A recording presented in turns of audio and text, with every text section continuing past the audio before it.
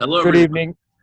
Oh, Hey, go ahead, Dermot, please. good day, everyone, or evening, depending on where you are in the world. And welcome to the Vegan Collective Intelligence weekly meeting.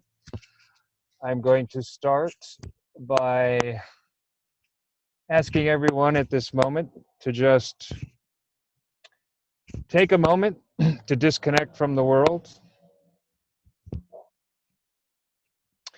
and just settle into your inner space right now. Let the world go. Whatever you've been doing today, just let it go. Just let it wash away right now and just settle into yourself, into your center, and tune into what your senses are telling you right now. Be aware of what you're seeing around you, or if your eyes are closed, be aware of that. And just whatever sound is going on around you, let that sound happen. And whatever's going on inside you, whatever you're sensing physically and whatever you're feeling, and any thoughts that are going on there, no need to engage any of that. Just come into being here now. And acknowledge, first of all, with your attention, whatever it is in your life that you're facing that's challenging you, that's bringing out your skills in new ways, not always necessarily comfortable ways, but challenging ways. Whatever is stretching you, just allow that to be in your consciousness right now. Whatever is stretching you, whatever is showing you sides of yourself also that you may feel like you need to bring more light into. That may be bringing up even reactions is okay. Whatever it is that is in the shadow in you, and just acknowledge that for a moment. Just acknowledge that, like all of us, we're all in this together. It's an interesting world we're all sharing in at this time on planet Earth, and there are many things coming at us from many different angles that are challenging us in many different ways. And just acknowledge however it is that you're facing those challenges, but also acknowledge that however you're facing them, you're also having to experience them. And just acknowledge if that's leaving any trails or tracks or marks in your energy. And if it is, just give your attention to those places right now. And just feel that. And as you feel whatever those challenges are and whatever traces they're leaving in you, take a deep breath in and pull that, whatever that is, up into your heart right now. Just bring it into your heart, whatever that shadow work, challenging situation or situations are about, and just accept it into your heart right now. Allow it to be in your heart and just love yourself. Love yourself, embrace yourself inwardly, and accept and give space. Give space to whatever that is. And see that in loving yourself, you have a gift. You have a gift, and that gift is the ability to love yourself through whatever hardships or challenges you face in your life. And we, a lot of times as vegans, definitely have to go right up against the edge of the world and its challenges. And just acknowledge that in yourself right now, whatever qualities that you need, that you're bringing to the table out in the world, that are spreading something of the light and the love that is exposed through our compassionate activity in the world. Because we are bringing compassion into the world again. And we are also inviting and really respecting and realizing that the great mother feminine energy principle is starting to slowly take over, and is also a big reason why so much in the world is coming up and being revealed now, from the highest to the lowest. And whatever your relationship to that is right now, through your heart, let's take one more step and just drop down into the silent pool of our being, where we are all connected through our bellies. And we can literally all feel each other right now in our bellies, connected together in our spirit. Or you can call it your divinity, or however you want, whatever's more comfortable for you. But it's the place where the universal life force wisdom, which is the very breath of the Great Mother, and you intersect. That place in your divine core, where we all have access anytime we enter that silent awareness within ourselves, through the heart, through the love, through the acknowledging and embracing and transforming the challenges we go through every day as we come back home to ourselves through our heart. And maybe now you could possibly feel the life force in you beginning to come alive.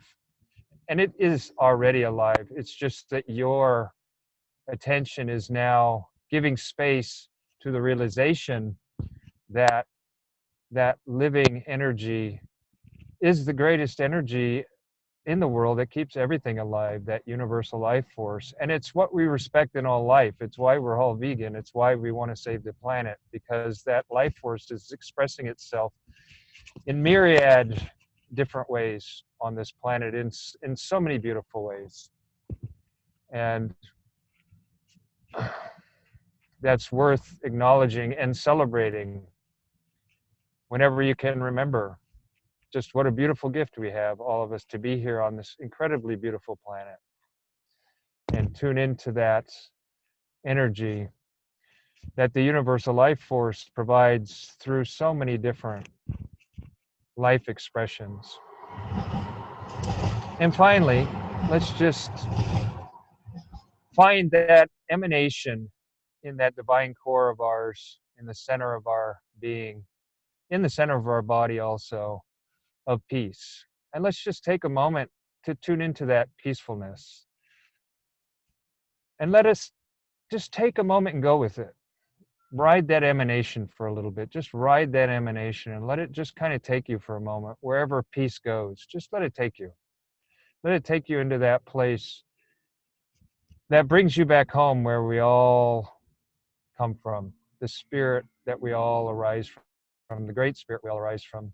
The doorway into that is from peace. The peace that is in the center of your existence, in the very point of your existence from which you come to be. That is the place of peace. We are all created from the peaceful vibration, the peaceful emanation of source. And just ride that peacefulness for a moment. It's a very gentle, but it's a very unbelievably all-encompassing and merciful thread of consciousness. And it allows everything to be in existence and be what it is in existence, and be okay with whatever that is in existence expressing itself in whatever way it expresses itself.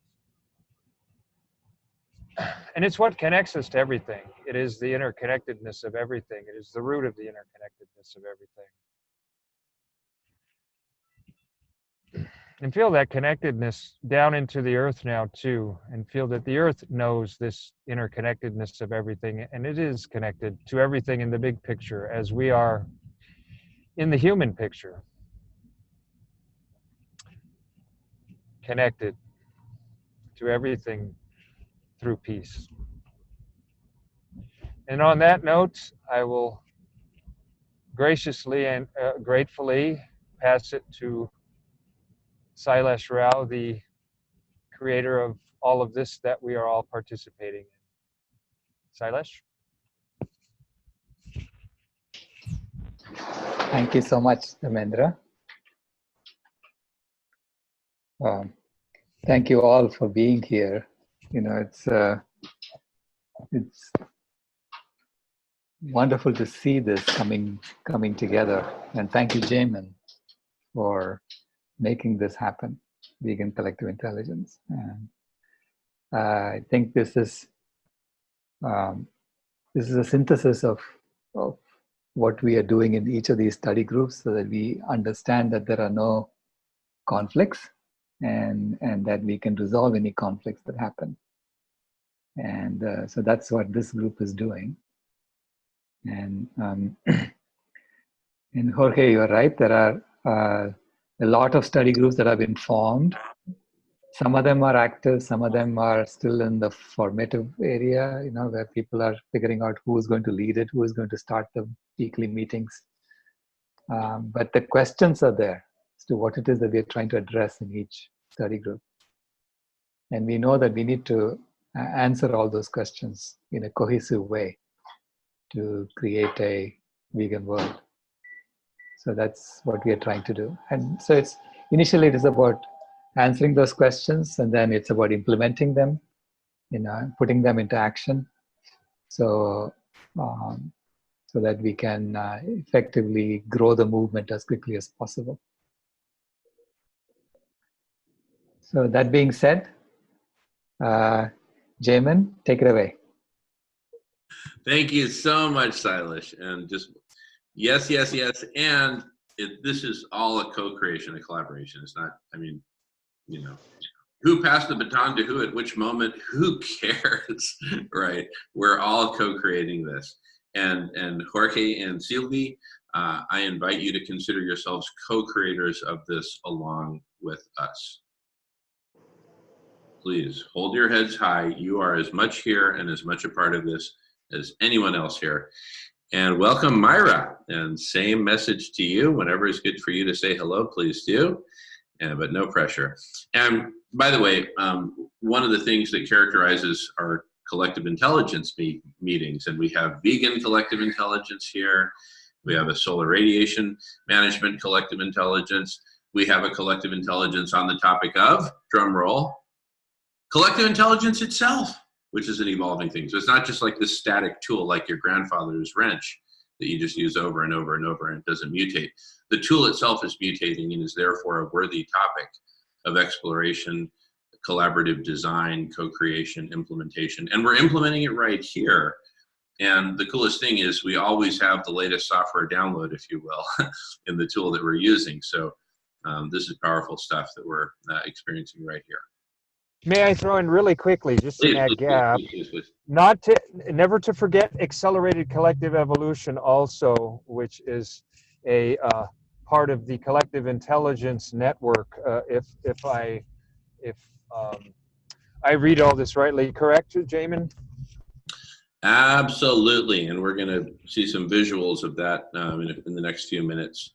I wanted to thank you, Dharmendra, for that just amazing, amazing beginning, as you always do. So thank you so much for that. And we have pure long multi-hour meetings that's just Dharmendra leading in this way, but for hours at a stretch. It is just incredible. And in fact, I really think we needed last Thursday's meditation meeting in order to prepare us for Friday, which was absolutely phenomenal. If you haven't seen it, please watch it. I'm going to give kind of a synthesis of Friday, which went on for like 4.5 hours of recorded portion alone and probably 6 hours total. I don't know. But that's another thing. We do long format. It's very, very useful because, yeah, go ahead. And just real quick, and then I'll let you take it away. But since you met,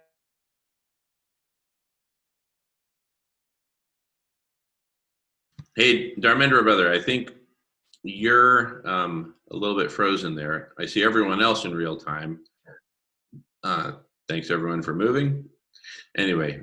Moving through our challenges, loving ourselves, and then stepping into the highest possible frequency version of ourselves we can, and then all of us acting from that place. So my emphasis is not only on you know, opening up and awakening to your true nature, but that everybody step into that space and start to become comfortable with it. Because it's my firm belief, or however you want to call it, intention, that in order to do the work we're going to do, we all need to start becoming masterful of ourselves, is a good way to put it, and to really step into being directly in touch with our inner guides, and allowing and not taking years to do it. That's why I call it accelerated collective evolution, because the intent of a collective to do so, even if it's initiated by one person who has that capacity, will soon and very quickly show up as everybody being able to do it. And it's just a matter of who at that moment is sharing it. So there you go. There's my lead in from Thursday. Beautiful, beautiful, Dharmendra. And we look forward to this Thursday for another. It's every Thursday afternoon. I think it starts at 4:30 Pacific time. I guess 5:30 Arizona time. And anyway, so with that, as promised, I will get right into a synthesis from Friday's meeting, and we'll get into a little bit of Sundays as well. And then the next biggie is today's meeting earlier today, which Anne will synthesize. So I'm going to start the synthesis of Friday's meeting with the following. There's so many facets to collective intelligence that we can approach it from so many different angles. So just keep like a really open-mindedness and open-heartedness about it as we go through it. So it's not just that, right? It's that and. It's so many things. And so one important facet of it is precisely as Dharmendra was talking, is the holistic, that everything is connected to everything else. And so having a holistic model, which is expressed as a computer model, but first and foremost, and as Silas has so much experience in, before something is actually manifested in the real world, we can model it with a computer, but what precedes that is thought, analysis, deep reflection. What is the thing we're modeling? And without that knowledge, it's like garbage in, garbage out. So a computer-based holistic global model is one facet, but the model, having an integrated holistic model of the world, is absolutely crucial. And Dr. Silas Rao and Professor Guy McPherson separately have put together holistic perspectives on the whole, and have come up and synthesized some very profound results. And so has Dr. Yatow of Harvard. And I want to kind of talk about each in turn before I then jump into the model and what it's going to take to really comprehend all that. And then I'll talk about solutions. Okay.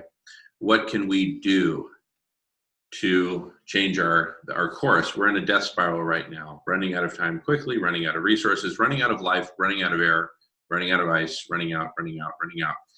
And we need to slam the brakes on that extremely quickly, as quickly as possible. Silas has put together an amazing synthesis that, and I'll let Silas speak for, a minute or so, whatever you need. But if you could just give us that brief synthesis. And this is a great example of collective intelligence, this passing of the baton, right? And when you jump into the dance, and you'll find it so compassionate. Anyway, go ahead, Silas, if now is a good moment, and then just pass it back when you're ready. Yeah, the idea is to see this as from a different perspective, which is what I got from my granddaughter, which is to say that we have done something amazing as a species. We have created homeostasis for planet Earth. And then just like, imagine, I use the analogy of Michelangelo carving David and then trying to kill himself after finishing David. And you have to go stop him and say, why are you killing yourself? And he says, because I don't know how to clean up the mess that's on the floor using the hammer and chisel that I have. So you have to give him a bucket and a shovel so he can clean up the mess. And then we can all enjoy the David that he sculpted. So, and that's exactly the situation that we are in as a species. We are trying to kill ourselves thinking that we have created a huge mess, but at the same time, we have done something amazing, which is homeostasis for planet Earth. And we need to stop ourselves, see that we have done something amazing, and that we can actually clean up the mess we have created and start enjoying the David that we have created as well. And we can hand that over to the next generation and say, don't blame us. We did something good for you too. So it's a different spin on the same set of facts. Okay, but it's a spin that allows us to actually tap into our creativity, because we have to create new tools for getting out of this. We have to create new ways of living. So we have to create new ways of organizing ourselves. And so that's what the Vegan World 2026 project is about. And and I think there is going to be a lot of modeling in place that we need to do to understand how these things all work together. There's a lot of collective intelligence that needs to come into play, that we can tap into each of our expertises and put it together. But it's something that we have done before. This is exactly the kind of organization that we had for creating the internet and making it flourish. So we had similar study groups, we had similar task forces, we had group meetings, but that was all, we didn't have Zoom. We were all doing it in place, and we were meeting like once every 4 months. And today we are meeting, once every week. My God, how amazing is that? So it's such an accelerated version of what we try to do for the internet.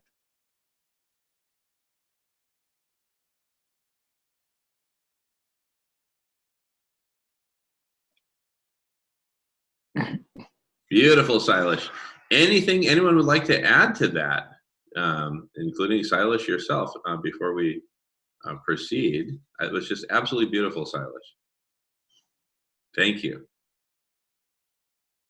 And then I'm sort of the unofficial orchestrator, for lack of a better word. I'm very happy to pass the baton to Anne whenever she's done eating, because she is just absolutely phenomenal. Now,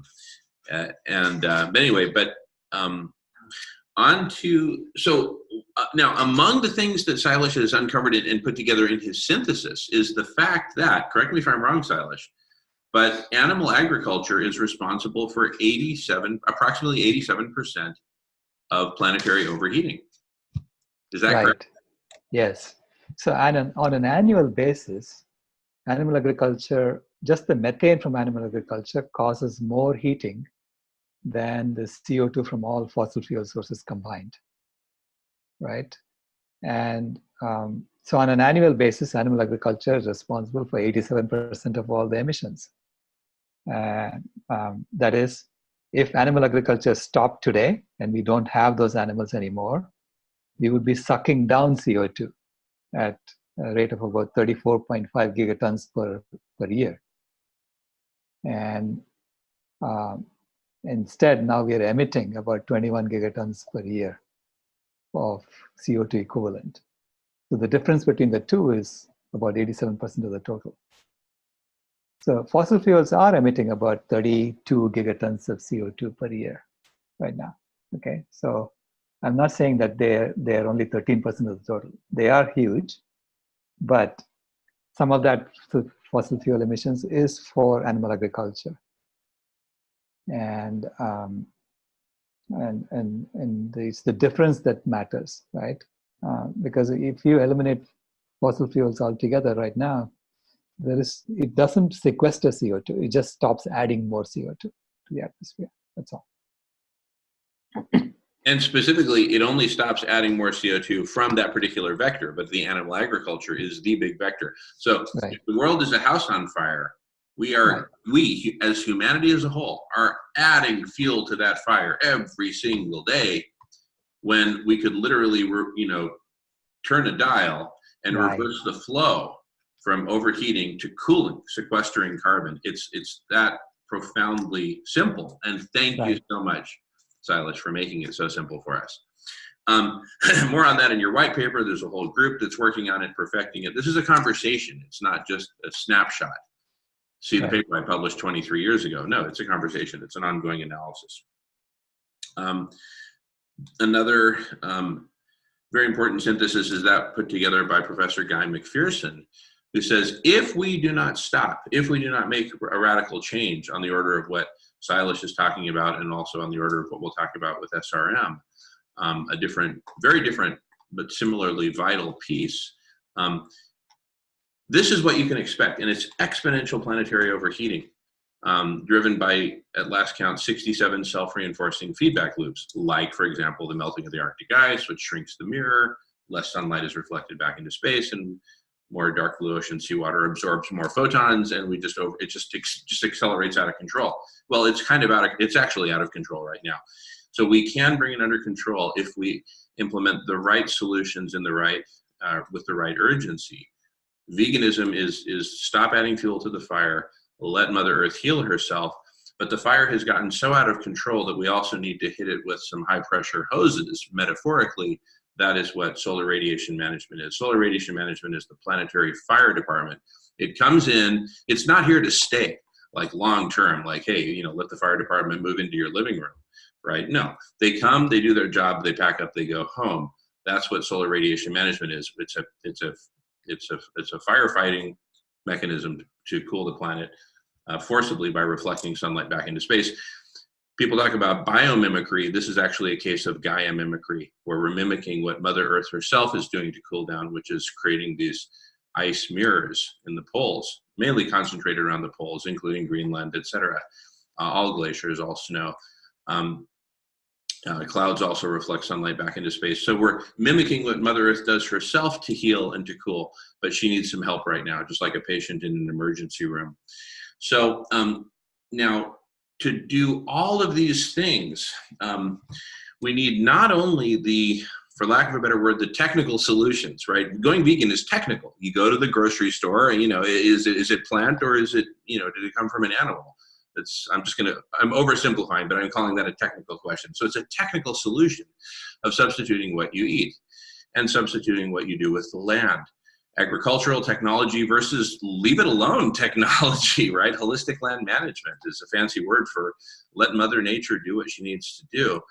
And then another technical solution is, of course, creating these vast arrays of human-made mirrors and human-managed mirrors to buttress symbiotically what Mother Earth does herself with ice to reflect sunlight back into space. And to do both of those physical, technical things, right? The technical part is, in a sense, the easy part. The hard part is, how do you get humanity to collectively agree to all support and participate in both of these massive technical solutions, veganism and solar radiation management, right? So it's the cultural, it's the political, it's the economic, it's the mass media, it's the PR, it's the social media, right? And it gets all the way down to the fundamental story of who we are as humanity. Who are we? How did we get here? What are we doing here? Where are we going? What's the point of it all, right? Is it really about hoarding, chopping down every tree on your property, selling it as board feet of lumber for this thing called money? Really? Come on. So we need to root down on all these questions, and that's what collective intelligence does. And remember, I talked about all the different facets of what collective intelligence is. One facet is looking at it from the perspective of solutions. Veganism is a solution, SRM is a solution, solar radiation management. There will be political solutions that we don't even have names for yet. There will be cultural solutions that we don't even have names for yet, right? That will take on whole new forms. right? This will be a cultural revolution called for by Pope Francis, Dr. Sailesh Rao, Dharmendra, myself, and myriad others, right? Pretty much everyone here is calling for a bold cultural revolution, but not a violent one, totally nonviolent one. In fact, it's a revolution against violence towards normalized nonviolence.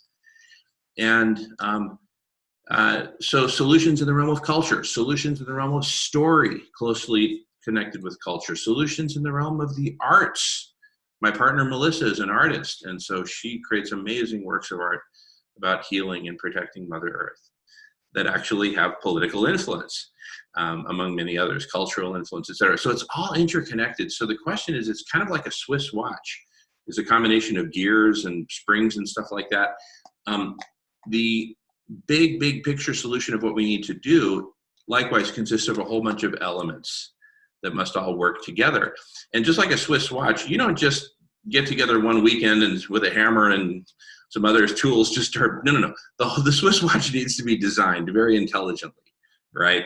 And so we need collective intelligence to holistically, collectively design, all of the solutions that we need to save life on Earth and to make all these transformation happen. There's probably dozens, if not hundreds, if not thousands of solutions that need to be implemented to make veganism, the vegan acceleration, go exponential and really happen in time, right?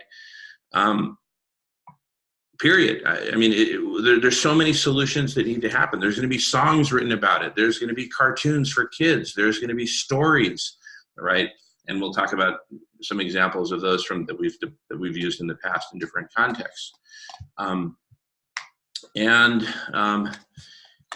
And please let me know when you're back. I can go on and happy to do so for a bit. But anyway. 2 more minutes and I'll be ready. Take your time. Listen, there's no hurry. I was just reaffirming that, feel free to grab the baton when you want. But let me just share a little bit of images. And I know you'll appreciate this. And just feel free to just jump in on top of, just jump in, everyone. This is a conversation. So let's look at this big picture where I started talking about the top, like this global model that models everything, and therefore that we can model fully designed solutions. I mean, what Sailesh gave us in terms of numbers and percentages is essentially the end result of a modeling effort, right? That said, hey, what if? What if we were to eliminate all animal agriculture, all that went back to nature, sequestering carbon, And the answer is 87%, right? Kind of like Hitchhiker's Guide to the Galaxy. The answer is 42. Okay, in this case, the answer is 87%. That's the result of a model. We started talking about that, but in order to figure out these solutions, we've got this whole big integrated, those like steel mills that go on for like 3 miles? Think of this as sort of like an integrated steel mill where we start out with, relatively simple functionality, which I just call the Oracle part, question and answer, right? And then, now in the middle is collective superintelligence. That's the last part that I'm going to talk about. But first I'm going to talk about basically how we use that. We start with Q&A, and then we figure out the best ways to learn concepts, skills, etc. We use these learnings and apply them to through brainstorming and myriad other tools. This is just kind of a sampling of the myriad tools that we use in collective intelligence. This is just a very systematic way of generating ideas for solutions. Well, an idea is, just that. It's an idea. It's a beautiful thing, and it's also a simple thing. And that can become the starting point for a whole section of the steel mill called design, prototype, test, model, build, data, analysis, feedback. This is the realm of Sailesh with his PhD in electrical engineering and his pioneering work at Intel, building out whole foundational pieces of the internet and accelerating the internet. I don't know how many times, literally making the internet go digital. Anyway, all this had to be designed, et cetera, et cetera, et cetera. So I defer to Sailesh for kind of more on this. I'm an engineer, so I'm also familiar, but Sailesh is definitely a grandmaster. Now, we could think about then taking these designs and facilitating them with a sort of a GitHub for solutions. And we can go into more details, but GitHub is the biggest open source platform for open source software, right? now consider that we add on top of that, on top of lines of code, we add CAD files for three-dimensional solutions, for physical solutions, not just software solutions. And imagine we also add on manufacturing processes, logistics processes, implementation processes, etc. And basically this will all help us facilitate the design of fully designed solutions, including implementation design, logistics, etc. Hope I'm not losing you. Feel free to ask questions literally at any time. But the big picture vision is, as we perfect this model using collective superintelligence, which I still haven't said what it is or how it works. That's kind of, I'm sort of saving the juiciest for last, right? The output of that model, including an optimization layer, will be the optimal set of solutions. Of all the solutions brainstormed, brainswarmed, designed, perfected, modeled, tested, and myriad feedback loops, at the output of all that will be the best holistic set of solutions, led by veganism, SRM, bold cultural transformation, political transformation, economic transformation, transformations across all of our entire set of living arrangements as humanity, transforming us from big bad wolf to basically vegan ant colony that's about reconstructing and rebuilding and healing and providing myriad ecosystem services rather than being the termite species that we've become. The best set of solutions then get passed through essentially a democratic process. I'd love it if others would talk more about that. And then finally, implementation at scale. So what is this key missing piece? I'll talk about that in a minute, but first let me just pause and see if there's any questions or comments. This is a whole bunch of information synthesized on one 11 by 17 sheet of paper.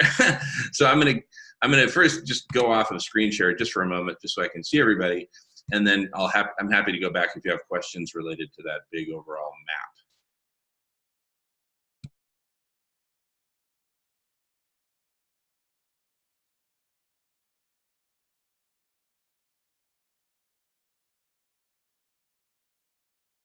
All right. Feel free to ask questions at any time. So what is that key missing? It looks like Benjamin wants to say. Oh, go. Sorry, Benjamin. I was just going to say that something that came up during that meeting when we presented this to Tom Atlee was just that the importance of the feedback loops, making sure that this is all just one of those, we're constantly updating based on what we're seeing or what the results are after analyzing them over and over again and completing the circle. Beautiful, totally, love it. So yeah, no, and we just went on for an hour at that point. So I'm just, the meeting went for 4.5 hours, just the recorded portion, and it was anyway. So, but let me get to the very heart of it, which is, what is this collective superintelligence? And please jump in, everyone, because let's really make this a conversation. But I first want to point to Nick Bostrom, who wrote the book entitled Superintelligence, published it back in 2014. So it's a few years old, but it's really one of those timeless books. Nick Bostrom himself is a professor at Oxford University in England, director of the Strategic Artificial Intelligence Research Center, director of the Future of Humanity Institute, so one of those heavy-hitting kind of experts in AI and the future of AI and all that. So he goes off about AI. This is one of the most fascinating conversations on earth, what we're about to jump into right now, okay? Because Nick Bostrom takes, kind of a machine-heavy perspective on all this. We take a very human and heart-heavy perspective on this, so to speak. But it's the collective that really outweighs even the potential of artificial intelligence. The collective, not just of humanity, but of all life, working together, right? We go from, Silas is turning the world from Texas Chainsaw Massacre to Bambi, right? What movie do you want to show your kids on a Friday night? Right? Thank you, Silas, for, changing the VHS tape, right, before the kids show up. But,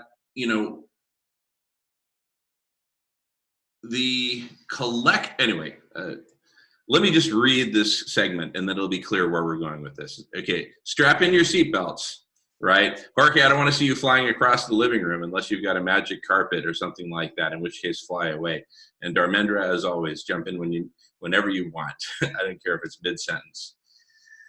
Reading from Superintelligence. The internet stands out. Oh my goodness! And Silas is here, one of the fathers of the internet. So Silas, you too have the keys to the city here. Please jump in whenever you feel like it. The internet stands out as a particularly dynamic frontier for innovation and experimentation. Most of its potential may still remain unexploited.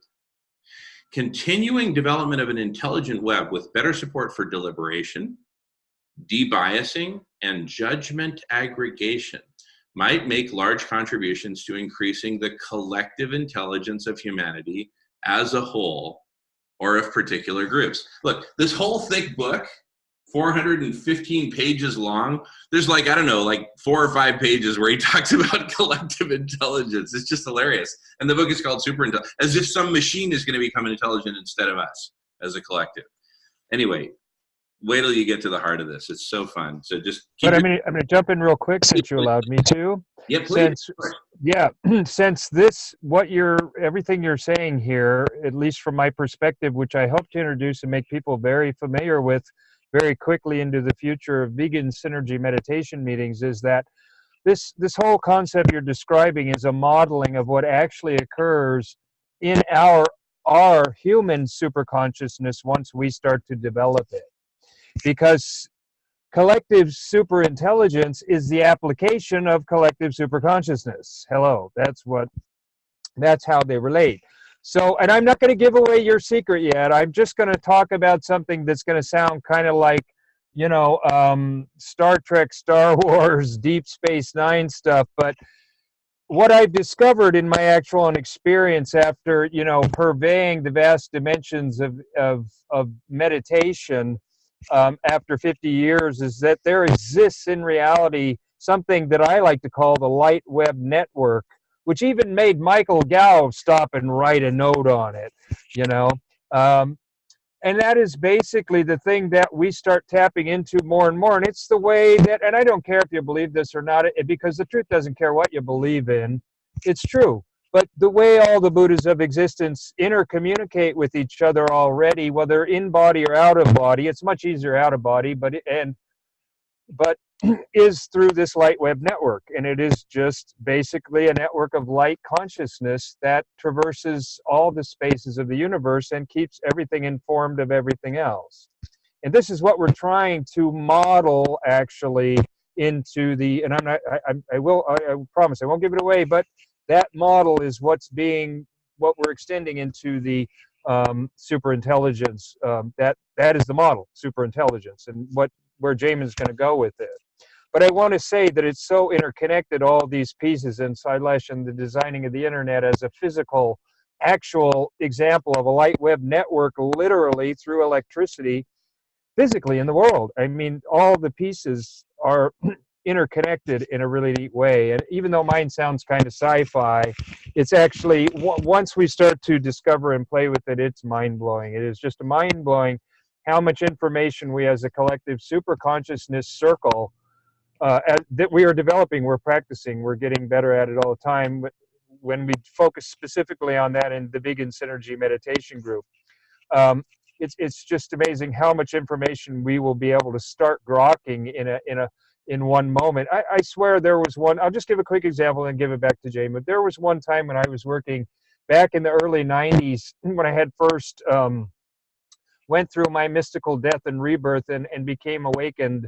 And I don't feel shy to say that, and I don't think it takes away from my that being my state of being by saying it. The old way is don't say that stuff, don't talk about it, but I think it needs to be said so people can start, and I'm inviting everybody else into it. That's what I'm using the collective circle for, to get people to jump out of their own ego and into a bigger space where they're not limited by that anymore, and then the ego just becomes a tool, a great tool to focus whatever you want, any way you want, to take awareness and play with it any way you want to. And that's what we're trying to get to model here in this environment, because we need to get information across the planet in all kinds of different ways very quickly and have access to many different things in order to solve the problems that are facing humanity right now. Now, right into you, Jamin, with that little point there. Beautiful, Dharmendra. Oh my God. See, this is collective intelligence. I'm going to say it again. This is collective intelligence. Silas jams for a bit, pass the baton to Dharmendra, pass it around. This is collective intelligence. And just feel free to jump in. I once spent an evening with the Harlem Globetrotters, right, who do this in a very artistic, athletic form, right? And I took them out karaoke singing, right? Got them out of their normal, anyway, it's just amazing. That's what we're talking about. This is Harlem Globetrotter stuff. So, back to the guy with the mullet and the headband. And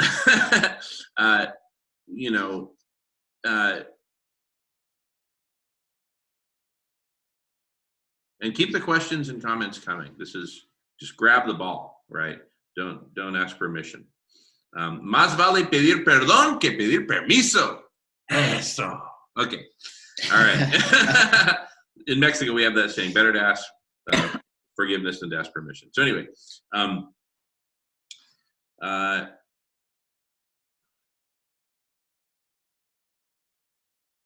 back to reading from Nick Bostrom, because he says it so well. Keep your seatbelts tightened, especially you, Dharmendra.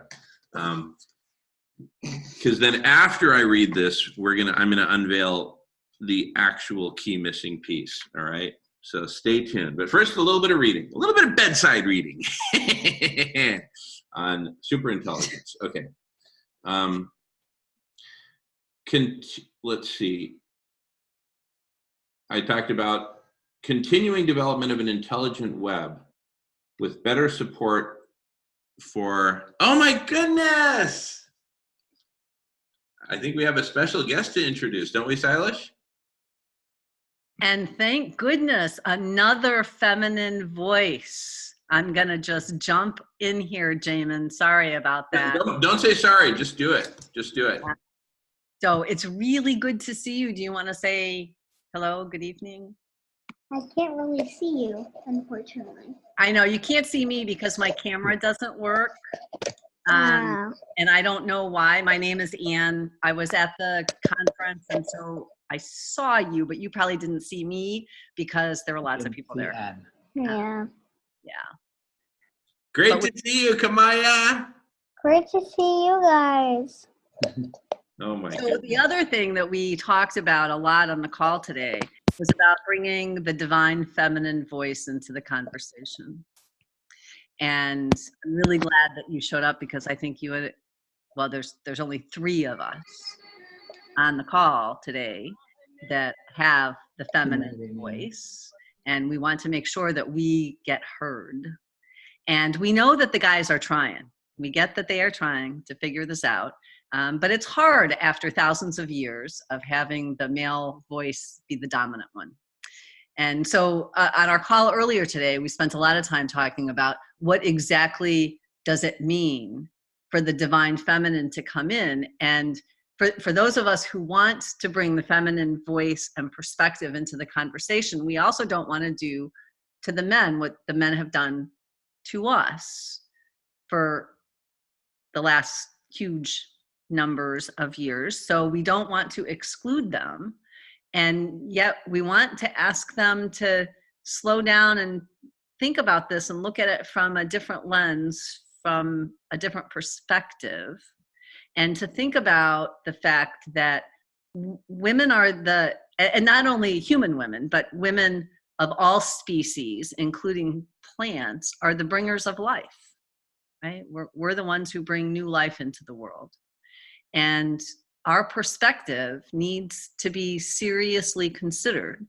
And the whole idea that we want to spend time thinking about how we promote life, and we don't promote money or power, that we need to make a transformation from thinking that money and power are the things that we're most interested in, to bringing the focus to compassion and life, and that compassion and life refers to all living beings, human, non-human, plant, water, air, all of those things. And so we actually had a lot of conversation today about what does it mean, and what does it mean for the men who have held the power and the money and have made all the decisions for a long time, going back many generations. How do they begin to hold that and actually look at the divine feminine as having wisdom that needs to be brought into the conversation? And how do men, well, actually, how do all of us, but specifically white men, hold the anger that women and people of color hold toward the things that have happened to them over many generations? And how do we do all of this in a way that promotes life and compassion and equality and all of the things that we're trying to do?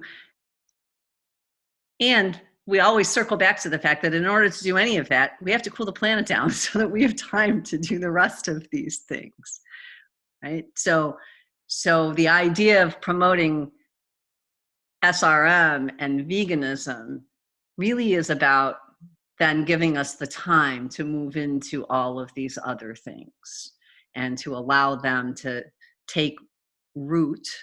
And I'm not really clear in my own mind if we're going back to something that we had 10 or 12 or 15,000 years ago, or if we're actually coming to something that is new. I'm not entirely clear about that. I'll jump in on that real quick and say there's without question, it goes through cycles of time with the mother principle, the suffering son principle, and the father creator principle. So in that sense, we've been through it before. But going through it again with the Divine Mother this time, it's never been done before like it's being done right now. And there's so many signs that signify the presence of that, because the very life on the planet is at stake. That is causing alarm in many different dimensions. So I'll just add that right now. And Kamaya, I have to say that personally, I am incredibly grateful to you and to other people your age who have the courage to step up and tell the truth. And there is something, we also talked about this on the call today, that we need to find ways that are disarming or palatable or easy for people to hear this message. And I think that the work that you are doing helps to make it easier for adults to hear this message. And so I just wanted to tell you I am extremely grateful for the work that you are doing. Thank you.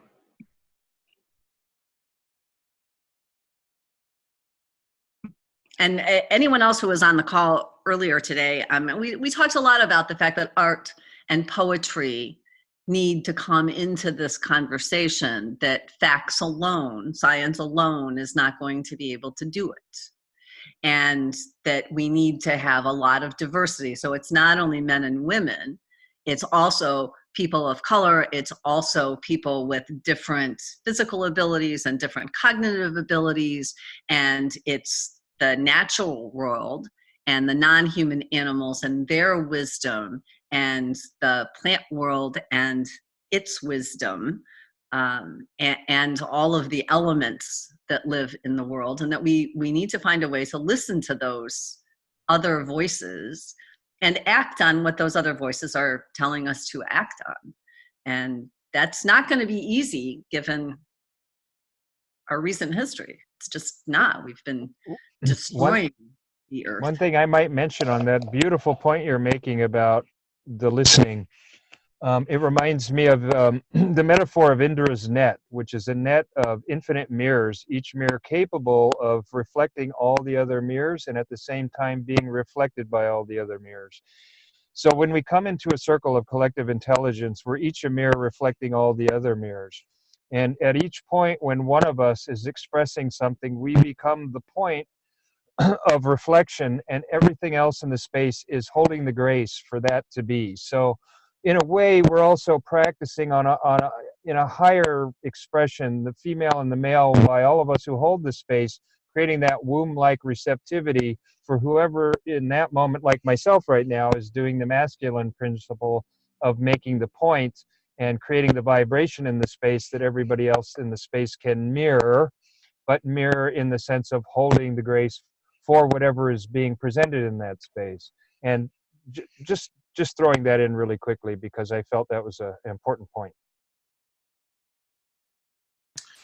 Beautiful. Again, this is collective intelligence. I just So wanted the other thing that we, Oh, sorry. I just wanted to comment on this, the topic of poetry and art, and because it reminds me of something that Terence McKenna had said along the lines of like the role of the artist, and saying how it's up to the artists in society to paint and depict this moral vision of a future, and how it's so important that the artists find a way to capture the way, and that if the artist can't do it, then maybe it can't be done. And so it's like, I feel like a real final test of what we're trying to do is to make art through it and with it. And I think that's already happening. Like, I know in myself, I've been more inspired in the last several months, the artistic side of my brain, than I have in quite a long time. And so I think that we're going to see that happen here.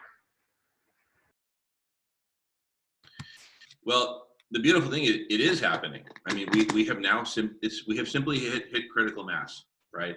There were a certain number of us who needed to come together to make this happen. Silas, you have brought us all together. Kamaya, you can say thank you, Grandpa, for bringing us all together anytime you want. Just a thought. Anyway, because grandpas love to hear that, right? They love.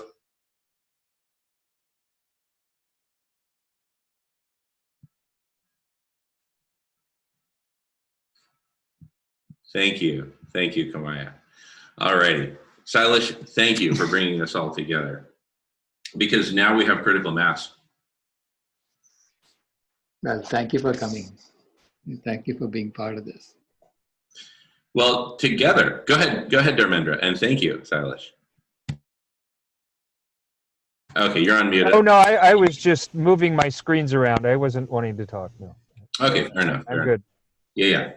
well, so I was going to talk about the fact that the other thing that we talked about was how we invite other people, because we clearly need lots more people to be working on these issues, both on this particular group, but also on all of the others.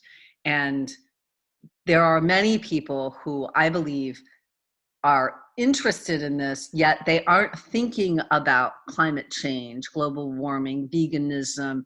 They've probably never heard of SRM, but they are working on many, many other social justice issues. And so we need to find the way to invite them into this conversation that does not make them defensive or run in the other direction or move into denial. And I mean, I now have a list of a lot of people who are working on some really important things that I want to invite, and yet I don't want to mess up the invitation. And so I need to put some more thought, and I need some help, some support in figuring out how to make the invitation in a way that will draw people in. And on that note, I don't know if you're interested in doing vegan synergy meditation, but one of the things we work on is exactly that, where you bring in your challenge. That sounds like a real worthwhile challenge to bring into vegan synergy meditation. And once you bring that in and you expose kind of like where you're at with it, how you feel about it, where it's pushing at you, what your thoughts are about it, where you're experiencing limitations or not knowing where to move forward, that's just a first step in what we do in the vegan synergy meditation. Because the next step, where we open the vision, like you just step beyond all the limitations and you say, this is what I'd like to see happen with this vision that you're describing right now, about getting a lot of people involved in the right way. Okay, and once we step into that space and all tune in our hearts together, it's amazing what starts to happen, where all of our hearts start cooking in that issue of yours. But now all of us coming from a gift space because our hearts are wide open. And then we step into a space. The third step is called miraculous abilities, siddhas. The third step in the vegan synergy meditation opens up us up to the higher, kind of like what I did in the intro today, but a lot more in depth and a lot more tuned in, and not just me, but all of us participating in opening space to the higher superconscious, the higher dimension, however you want to call it. And what comes through in that, and you've done a little bit of it with us anyway, but really what vegan synergy meditation is about is literally that. When you tune in and you tap into those three treasures and you move from your shadow, your issue, your problem, to your gift, to your genius, and then you step into the higher and open to a miraculous ability coming through you, and you literally embody it. We all do, because we go and step into our being and become one entity that is capable of handling that level of consciousness. And each person, after we disperse and come out of that, it just goes into your life in kind of very mysterious ways that we don't quite understand. But it kind of weaves you into the directions that you're asking for by bringing up the issue. And I hope I described that in a way that was somewhat understandable. It really begs of participation in an immersed setting of a couple of hours to really see the magic of it. Jamin and Melissa are the best examples so far. I've only known them 2 months, and they say since these last 2 months, their life has caught fire.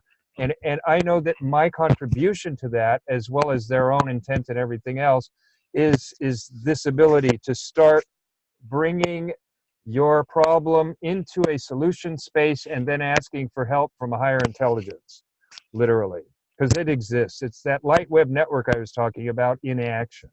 So just an invitation and no pressure, but that's literally, that would be a wonderful nut to crack in vegan synergy meditation. So I just offer that. I just offer that freely if you're interested in becoming part of that process. Done. Beautiful. Oh my goodness. You know, some thoughts just came to me. Silas, may I just creatively imagine a scenario where, like, Kamaya, actually, I'm going to ask Kamaya. Kamaya, may I, with your grandfather's blessing as well, of course, you both need to agree if you want to do it, but may I kind of imagine a scenario where you're talking with Greta Thunberg? Because I just thought of a really cool scenario. You want to hear it? 2 thumbs up. I can't see Kamaya. You have to put it in front of your face if you want to go up or down, and it's up to you, Kamaya. It's all right. Anyway, we can get to that later. But the bottom line is that Greta Thunberg has done a great job of bringing the problems of the world to the world's attention, right? Myra, I just noticed your hand is up. I don't know how long it's been up, but anyway, thank you for your patience, and you're next. But, you know, Greta's done a great job of bringing the world's problems to the world's attention, right?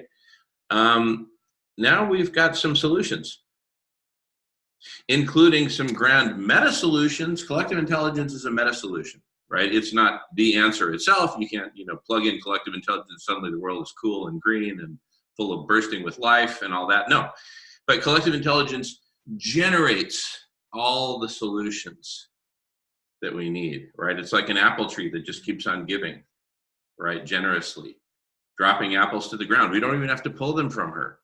She gives them generously.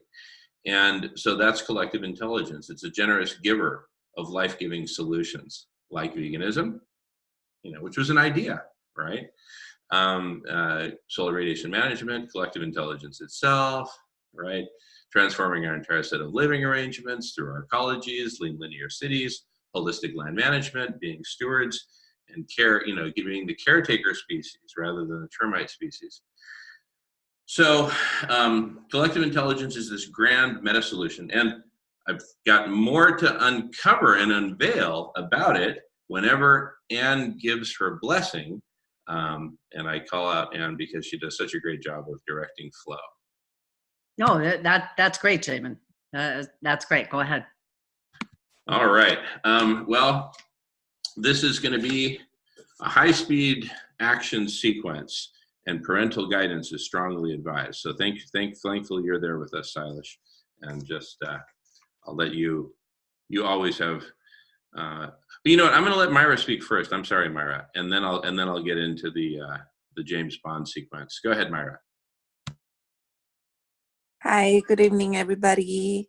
Hi, Jamin. I had the pleasure of meeting you at Zen Nights. Hi, Kamaya. All right. Oh my Hi, goodness, Silas. Myra. Yes. Wow. Yes, we had that opportunity of meeting, and you guys are all doing a great job. I mean, within the organization that I grew up with, we were taught to follow the yamas and niyamas, which is to do an inner work within ourselves by respecting every living creature. And we have thousands of members around the world, and we began with ovo-lacto vegetarians. And now that we are more aware that there is a bigger issue with climate change, and not only that, but the fact that there's a lot of antibiotics and hormones put into dairy products from chickens and cows. Now we are becoming more aware that we definitely take that next level of consciousness of not being ovo-lacto vegetarian anymore, now considering being vegan.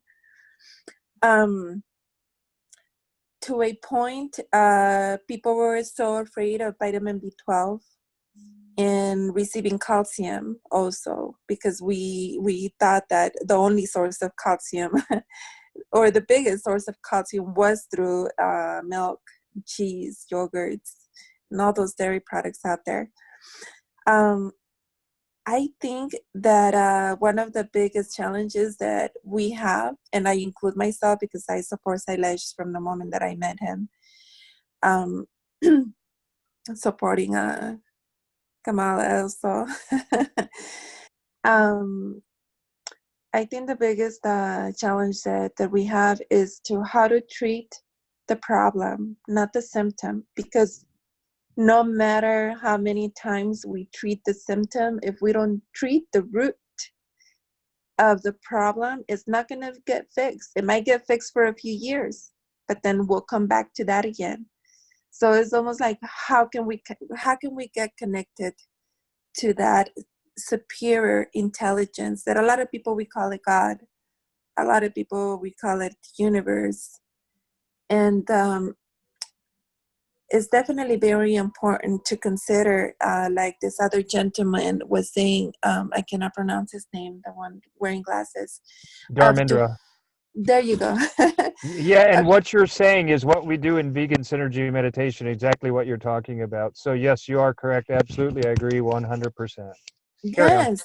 Yes, doing that meditation, practicing asanas. I notice with a lot of new people that I get in my yoga classes, all of a sudden they don't know how rigid their bodies are. And they come to realize once they start doing an asana, and that's when I start throwing the information right there saying, you have to stop eating meat because this is what's making your muscles so rigid that you cannot even stretch your body. And I seen it by myself. I seen people change their eating style because they don't want to get old and be stiff. they want to be 70, 80 years old, and they want to be able to do the same thing that a 30-year-old is doing. So definitely it's that challenge of treating the root of the problem, not the symptom. But you guys are making an amazing job, and we are all a part of it. Maybe I don't assist to many of your guys' events, but I am in every yoga class I do tell my students, you guys, this is the effect that dairy causes in your bodies. This is the effects that X now is causing in teenagers with all the bunch of hormones, all the diabetes, all the cancer. The cancer is like a pandemic right now. And we need to treat that by the way you're eating, because the way you're eating is the medicine you're taking to heal yourself. That's all I wanted to say. And good to see you all here. And I'll just say quickly that I must go, but I've just, God, I'm falling in love more and more and more with every single meeting we're doing. It's just so brilliant and beautiful and lovely.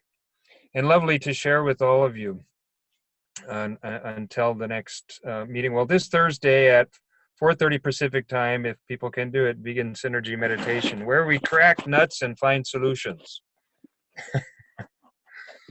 Just for fun. Beautiful, So Sandra. Can't wait for that, and thank you so much for being a part of it. And see, this is the accelerated collective evolution. You're feeling the G's of acceleration. It's not that you're falling more deeply in love with it. It is accelerating. And well said, Jamin. I couldn't agree with you more, and that's why I'm really starting to, it's starting to get juicy for me. In the beginning, it's always a little bit of work to shake everything up, but now it's like everything's shaking everything up, and now it's becoming a wonderful dance, and we're just riding the waves, and that's where it's starting to, now that's where it's at. It's more like, you know what I mean? It's more like the gift dimension we're kind of cruising in now. We started in the shadow because I had to go in there and go, who's in here? What's going on? What, it's, hello, wake up a little bit. Let's have some fun here. Let's get this thing going off the ground because it's really worthwhile and we need to do it. Anyway, I gotta go. Bye. I love every single one of you and just feel so honored to be in the presence of all of this. I love every single one of you too, including you, dear brother Dharmendra. Bye. Love you, bro. Oh my goodness. I just realized something. So see, now is where collective intelligence is really taking off exponentially, right? We're accelerating now. And it just occurred to me, Kimaya will be the youngest human being on the planet in all of humanity to have experienced this big bang of collective intelligence, the transformation to a world of compassion. She got to experience it as it was happening. Other people can watch recordings of it, read books about it, watch movies about it. She got to live it. And because even though all this is being recorded, you can watch it, great, right? You're watching a recording of a bunch of people having an experience together in a moment together, in a moment in time together. You are not in that moment. You're watching pictures of that moment. We are in that moment. There's a big difference. Right. So, yeah, speaking of what Anne was asking, the tour of India, the Compassion Tour of India, I think we recruited around 2,000 people for the cause. Now, not all of them have joined yet, but they all get the survey, so they are going to be thinking about it. Some of them, they were not vegan, so they're not thinking about going vegan. And so it was so successful that we are thinking of doing the same thing now in the US. And everywhere it was, people would say, Kimaya. Everywhere people would say, where is Kimaya? We want to know where Kimaya is. So this time we're going to take Kimaya with us. We're thinking of going for a month during summer. All right. I love this. wow. And recruit people all over the US and Canada and possibly Mexico. If you want us to come to Mexico, we'll be there too. Now his hair is wonky. Yay. Now I'm more like grandpa, right? I think this is a fabulous idea to do here. If in a month there are potentially 2,000 people, and that's not really 2,000, right? Those are the 2,000 people that you directly spoke with. Right. And they have connections Right. with a huge number of other people. And so to think about doing that, I will certainly help to organize anything either in South Florida or in Indiana to figure out how to do that. I think that is a phenomenal idea. I hope that comes to be. And Suzanne and I will help out in whatever way we can from the Northwest. Thank you so much. We are trying to, for India, we had one person coordinate everything. Her name was Pareen Sachdeva. So I'm trying to recruit someone here who will take her role. And then, we'll definitely do it this summer. Well, why don't we let the collective intelligence figure out the optimal, plan, if you will. Mm-hmm. Not that you can't deviate from the plan, so let the collective intelligence help design a robust plan, right? Of course, you're the driver, right? Literally. Well, but no, I get that you need to have someone who organizes the whole thing, and right. that person needs to have a whole bunch of people around the country who can help to organize in locations. So, I'm actually interested in trying to support you to do that. Oh, wonderful. Good. I'll add you to the list of people I was emailing. I was thinking of doing it on Basecamp, but then I didn't want lots of messages going out to people. Yeah, please add me to the list too, me and Melissa. We totally support you, and we've worked with you before, so we've got certain facilities. Anyway, let's that's what I'm saying, collective intelligence. I'd be interested too. Yep. Oh, wonderful. This is collective intelligence, right? Yeah. And I think we have quite a network through Basecamp too. If there's a way of reaching, if whoever wants to coordinate it would then have access to that network and be able to, that's across the entire United States at this point. Right. And right. Canada. Right. Anyway, that's going to happen. Beautiful. All right. Who wants to see the high-speed PG-13 James Bond sequence? All right. I see some thumbs up coming around. So here goes. I'll just start from the beginning. The Internet, and we're blessed to have one of the founding fathers of the Internet, Dr. Sailesh Rao, with us today. The Internet stands out as a particularly dynamic frontier for innovation and experimentation. Most of its potential may still remain unexploited. Continuing development of an intelligent web with better support for deliberation, debiasing, judgment aggregation might make large contributions to increasing the collective intelligence of humanity as a whole or of particular groups. Now here comes the good stuff. But what of the seemingly more fanciful idea that the Internet might one day wake up? Oh my goodness, Dr. Sailesh Rao's Frankenstein is waking up. What do we call it? Dr. Rao. Sorry. Okay. But what of the seemingly more fanciful idea that the internet might one day wake up? Could the Internet become something more than just the backbone of a loosely integrated collective intelligence? Something more like a virtual skull housing an emerging unified super intellect.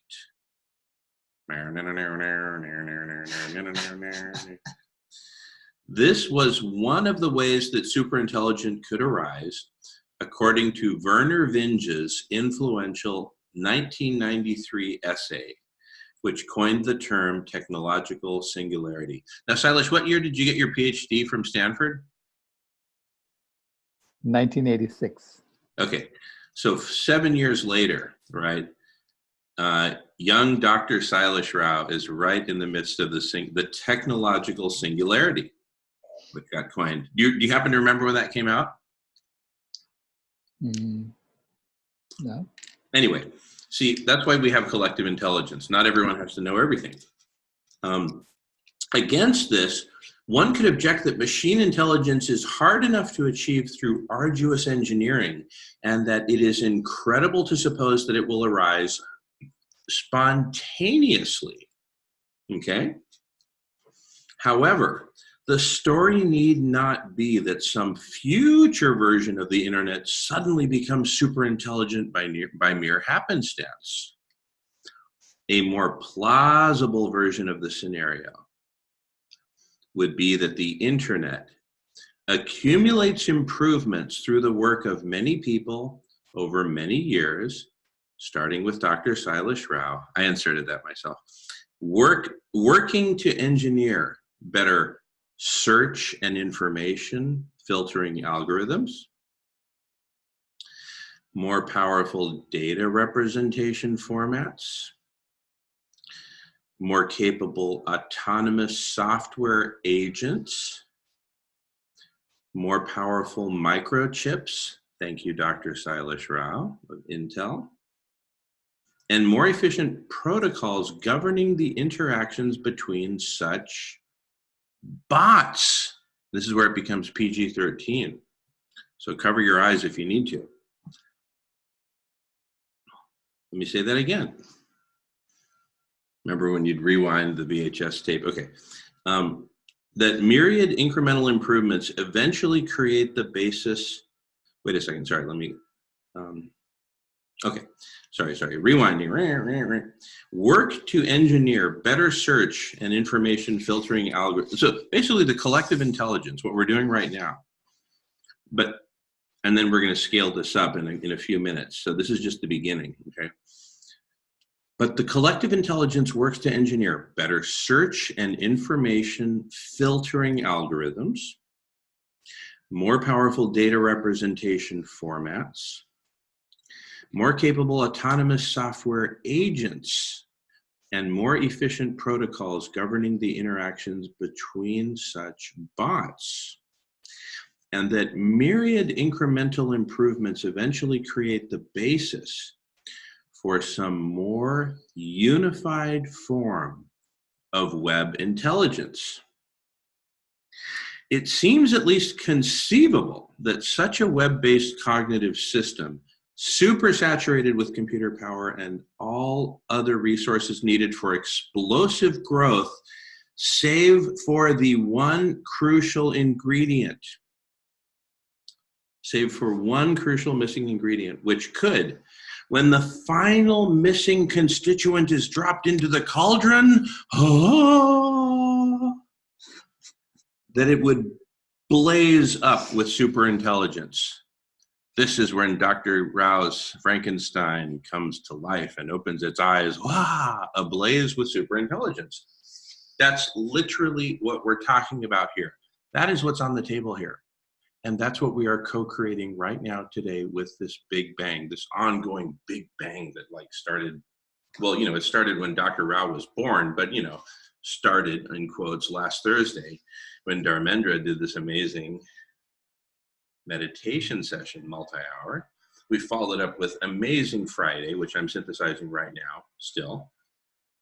The best is yet to come. Thank you, Kamaya.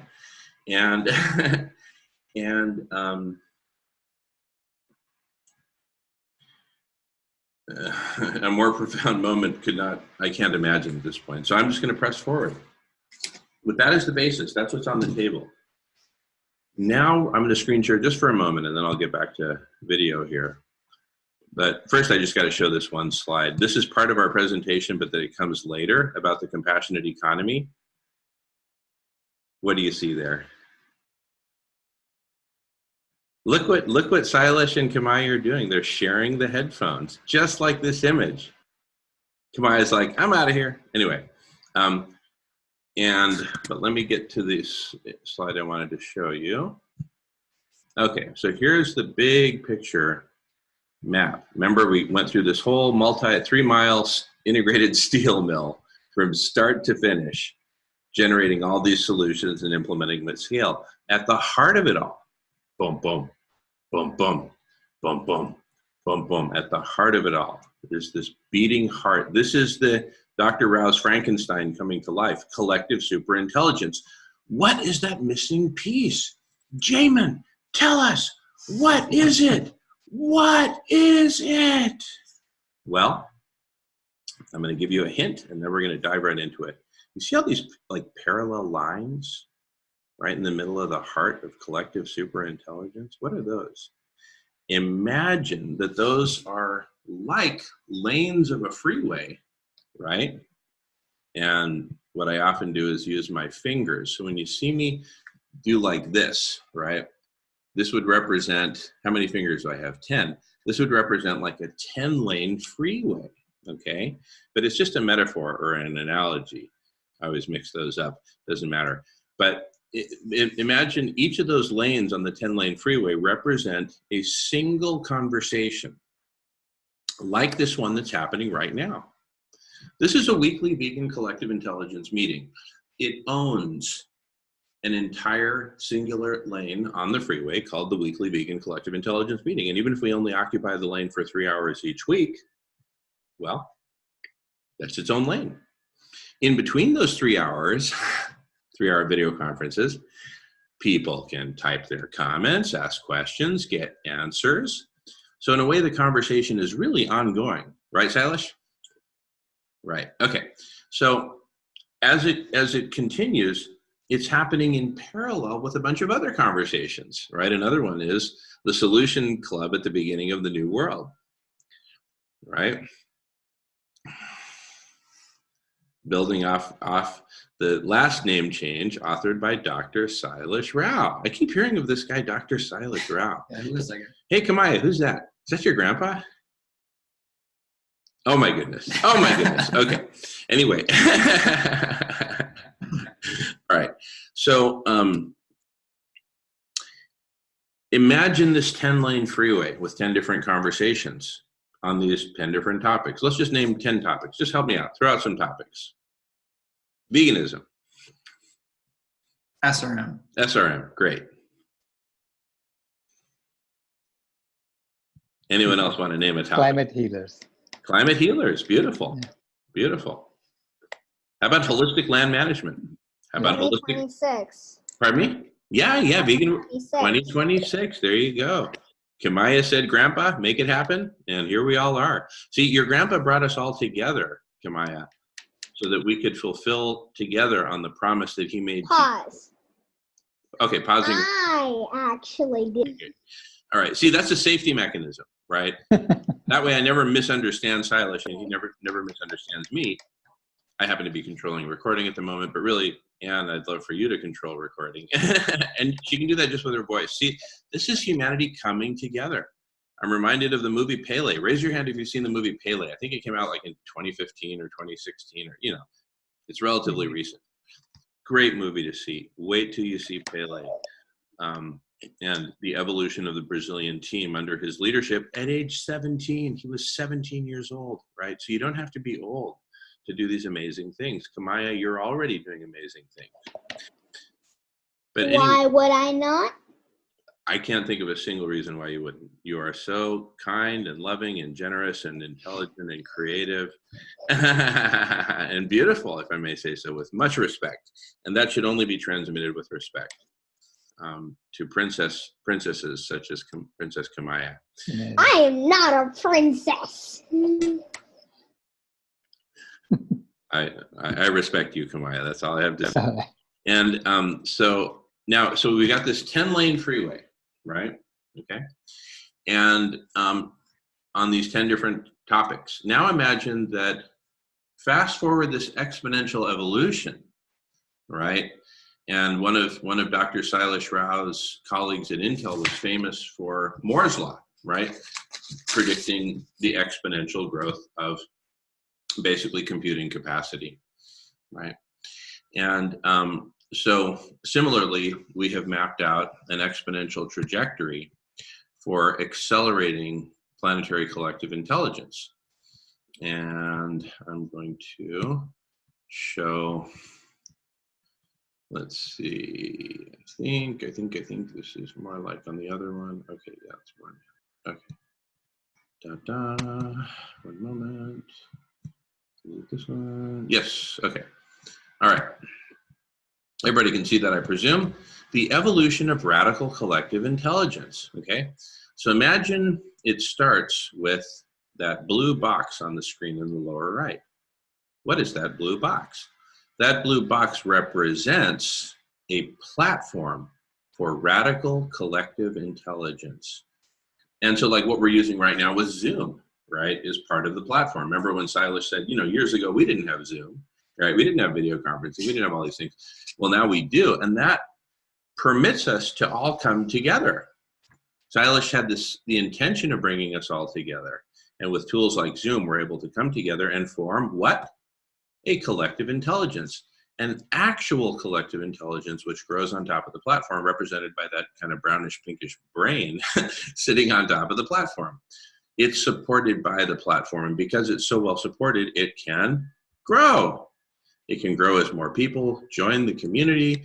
It can grow as we add better features, such as automatic transcription of conversations and indexing of those transcripts, et cetera, and invites more and more amazing people to join, and it grows and grows and grows. And its growth doesn't stop, but at some point it becomes constrained by the platform itself, right?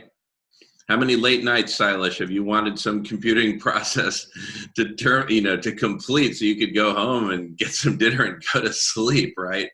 It gets constrained by the platform, okay? Well, guess what? We get to use this actual collective intelligence to design and build, drum roll, the next generation of the platform, which in turn can support a much greater actual collective intelligence, which in turn can do many things, including but not limited to, drum roll, collectively co-create, co-designing, and co-building the next generation of the platform, which will support a much greater collective intelligence. And you see where this trend is going, and my computer just ain't big enough for that. So we finally, this exponential, you know, I keep hearing this term exponential when I talk with Guy McPherson. He talks about exponential abrupt climate change. Well, guess what? Exponential abrupt climate change, meet exponential collective intelligence, what we're co-creating right here, what we're experiencing the big bang of right now. And you see climate change, you know, it's on a very deadly trajectory, but we can overwhelm it, right? Just like James Bond with a faster car on some, you know, Italian mountain road, 2-lane road, you know, we can overtake and overcome and literally stop and reverse planetary overheating by cooling the planet first, like immediately with solar radiation management. I mean, like today we got to get jumping on that. And in parallel, stop adding fuel to the fire. Everyone go vegan as quickly as possible. Kamaya has established a deadline by 2026. Let's see if we can get there before then. Let's see if we can all, I think we can, especially with the exponential growth of collective intelligence, because we will find exponentially better ways of communicating this to the rest of humanity. So as this grows and grows and grows, and we invite more and more wonderful people, just imagine, blah, blah, blah, blah, blah, right? You know, each little square gets smaller as more people are added to the screen, right? Blah, blah, blah, blah, blah, blah, right? This thing just exponentiates. By the time we have 1,000 members participating in all these different conversations, we'll basically say, hey, how many of you are computer programmers? Well, you know, 73 of us out of the 1,000 are computer programmers, right?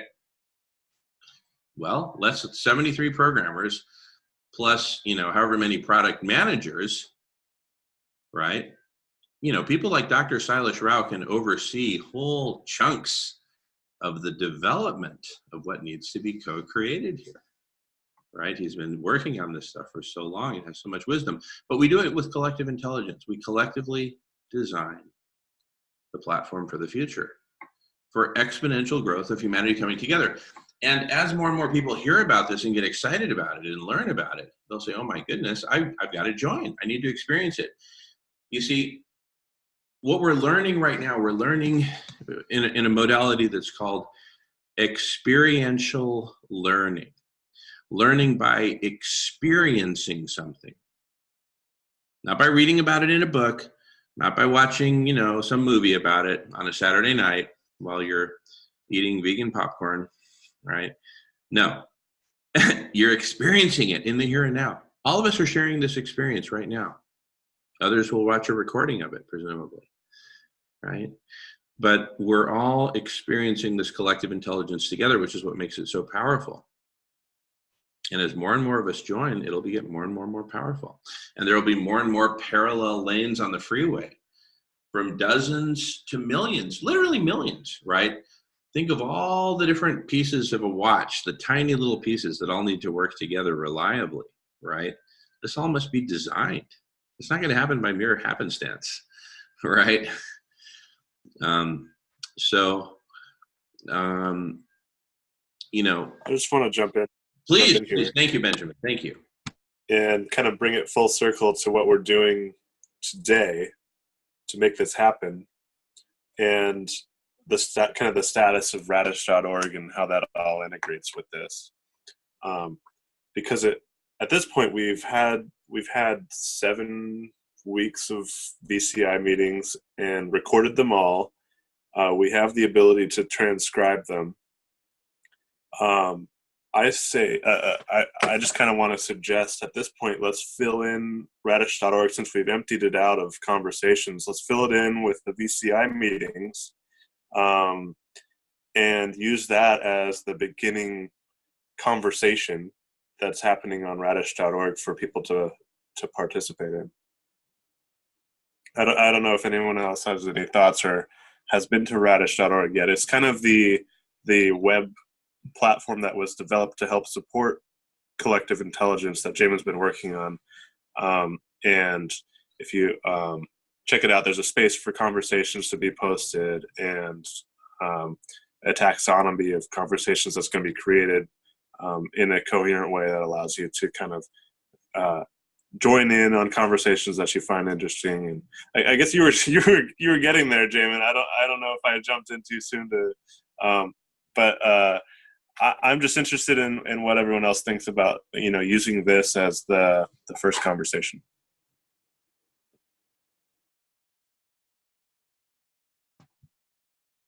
Well, it's sort of like what came first, the chicken or the egg, because we've had great conversations going back to last week. I would probably kick it off with Fridays. Sure. Though this is a great one because it has such a great synthesis. So maybe you start at episode 4, Star Wars episode 4. And then later. Oh, I meant like all the way back to the first VCI meeting, like 7 weeks ago. Yeah, and then literally 2.5 years ago, we started this, what was then called the Social Club at the End of the World. Dr. Silas Rao renamed it the Social Club at the End of This World and the Beginning of the New World, and now it's called the Solution Club at the Beginning of the New World. So it's been undergoing an accelerated evolution. Thank you, Dharmendra. But anyway, I would be super excited, Anne, if this is a good moment for you to share some of the latest stuff hot off the vegan grill from earlier today, and specifically around the supermajority and all that amazing stuff. You just jump in whenever it's good. I know it's 3 hours later for you there, but whenever you feel like it. Or I can just jump in. Fill in the meantime, but here's let's see, is someone wanting to speak? Well, I just unmuted myself because part of this conversation, I thought I said earlier about bringing the divine feminine into the conversation, and I don't know that I got into talking about the supermajority at that particular point. Yeah, let's first define supermajority for anyone who doesn't know. I'll please take it away, Anne. But I mean, this is you're good. You're good. Oh, okay. But you jump in whenever you feel like it, please, because you articulate it so well. I presume you're busy with other stuff in the background. No problem. But basically, we came up with the idea that the leadership committee of Radish, the leadership committee of Radical Collective Intelligence itself, should be comprised of a supermajority of women, bringing back the leadership of the divine feminine, right?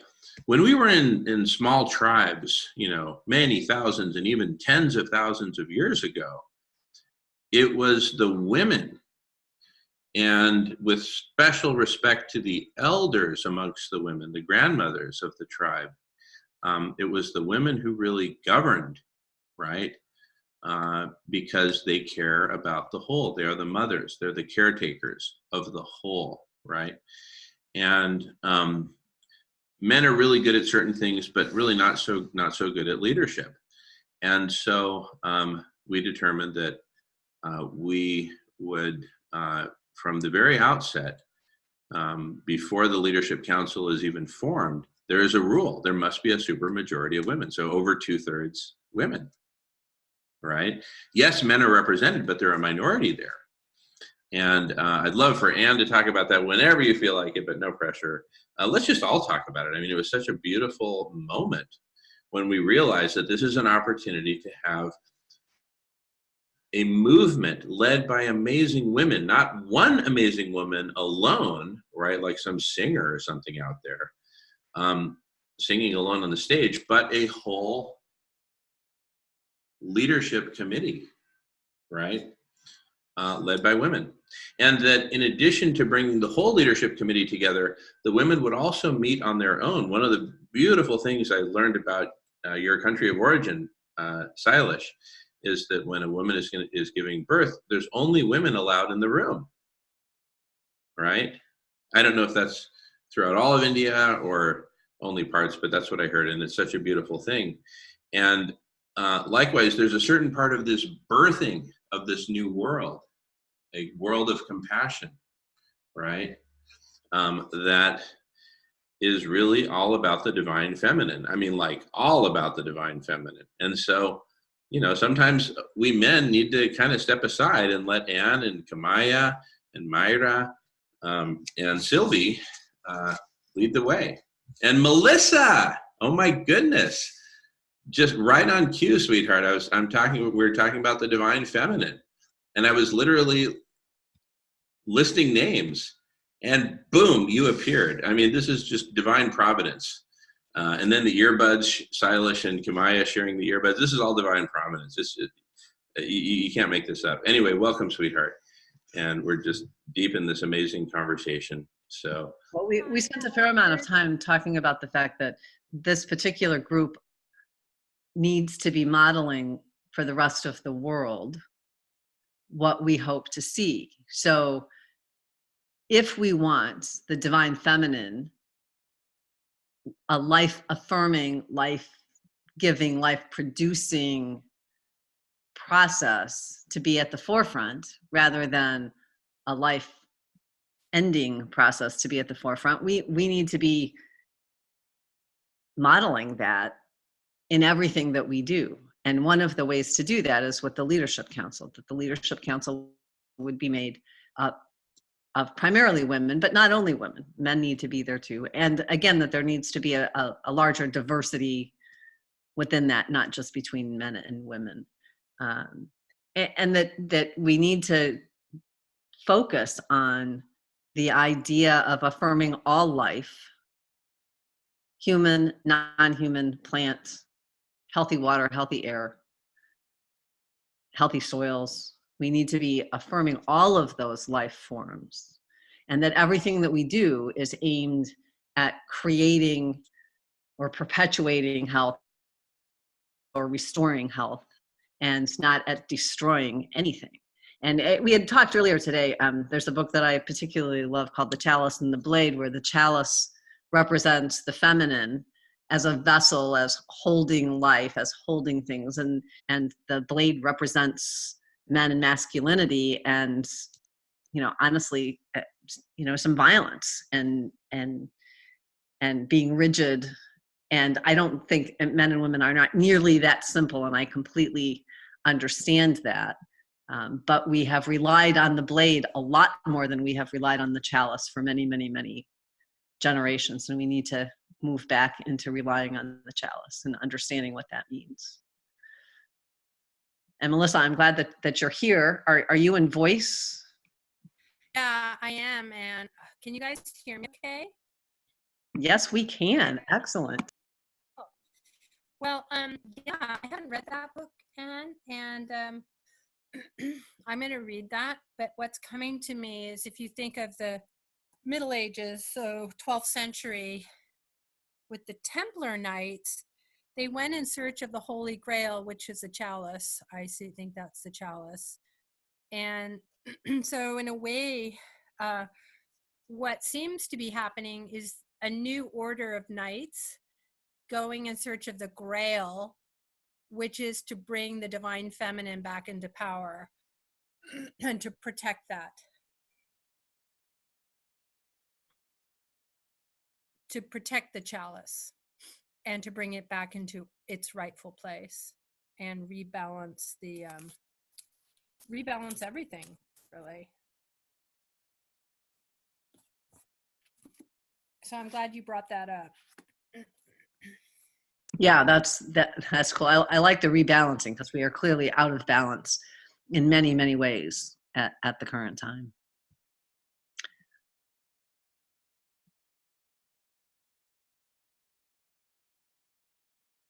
I just wanted to read you guys something from Adrienne Marie Brown's really amazing book, Emergent Strategy. I've mentioned this book before. And this little piece is called Grounding in Nature. Everything, given time and nurturing, is moving toward balance and healing. The mushrooms that clean the land after nuclear trauma, ... The process of forest growth after a fire, ... The way our skin heals after a cut, ... Stronger than before. Healing is organic. Healing is our birthright. And that's by Lisa Thomas Adeyemo.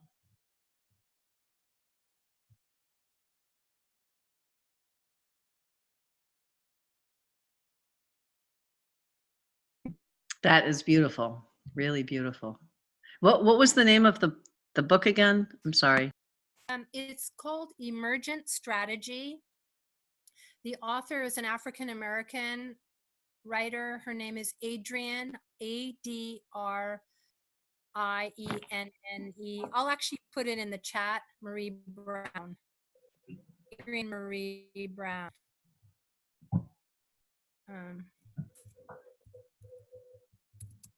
Thank you. I appreciate that.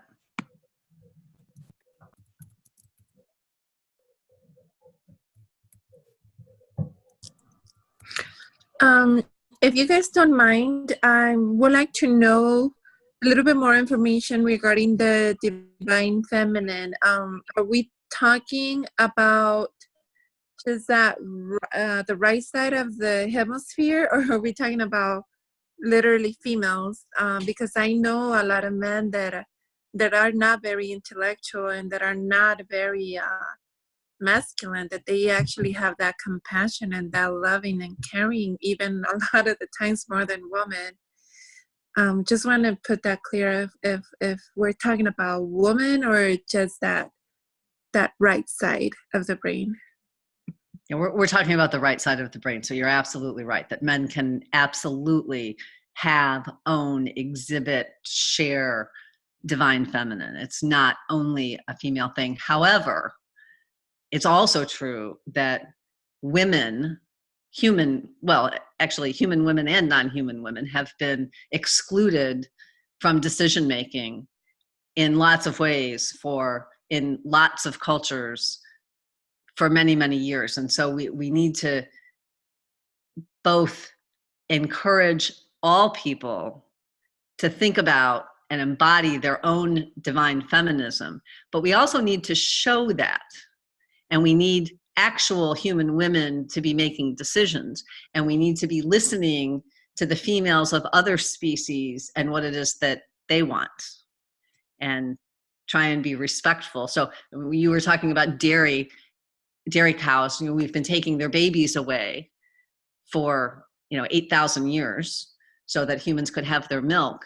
And clearly that is not what those mama cows were wanting or hoping for. And we need to be listening to them and not not taking those babies away. So we need to have more respect for literal feminism, and we need to acknowledge divine feminism in all of us, and encourage all of us to show more of that. So somehow, compassion has become a dirty word, and there's an idea that the world is a violent place, and that is just the way it is. And so you better get used to that, and you better be more violent than the person next to you in order to be successful. And part of what we need to do is to share that there is a way to live non-violently between humans, with non-human animals, and with the entire planet. And that is actually an incredibly courageous thing to do. That showing heart and soul and compassion to other beings, whether they're of the same species or different species, is a very strong and courageous thing to do. And we've lost that in favor of power and money. And part of what it is we're trying to do is to say, no, that was a mistake. We went in the wrong direction. And I certainly acknowledge and agree with you that there are many men, well, hopefully all men have some of this divine feminine within them, and some men show it easily, creatively, beautifully, and some not so much yet. And then there's also, there's a whole bunch of things that are kind of under the level of consciousness, so that things happen because it has been so many generations where human men made decisions about all sorts of things in ways that I'm not sure any of us fully comprehend. And I believe many men don't comprehend, that we need to be pointing out to them, hey, this is a way in which the practices that our society engages in holds women back or down or puts them out. And we need to be bringing literal women back to the center also. And I'd be really happy for anyone else to help jump in here.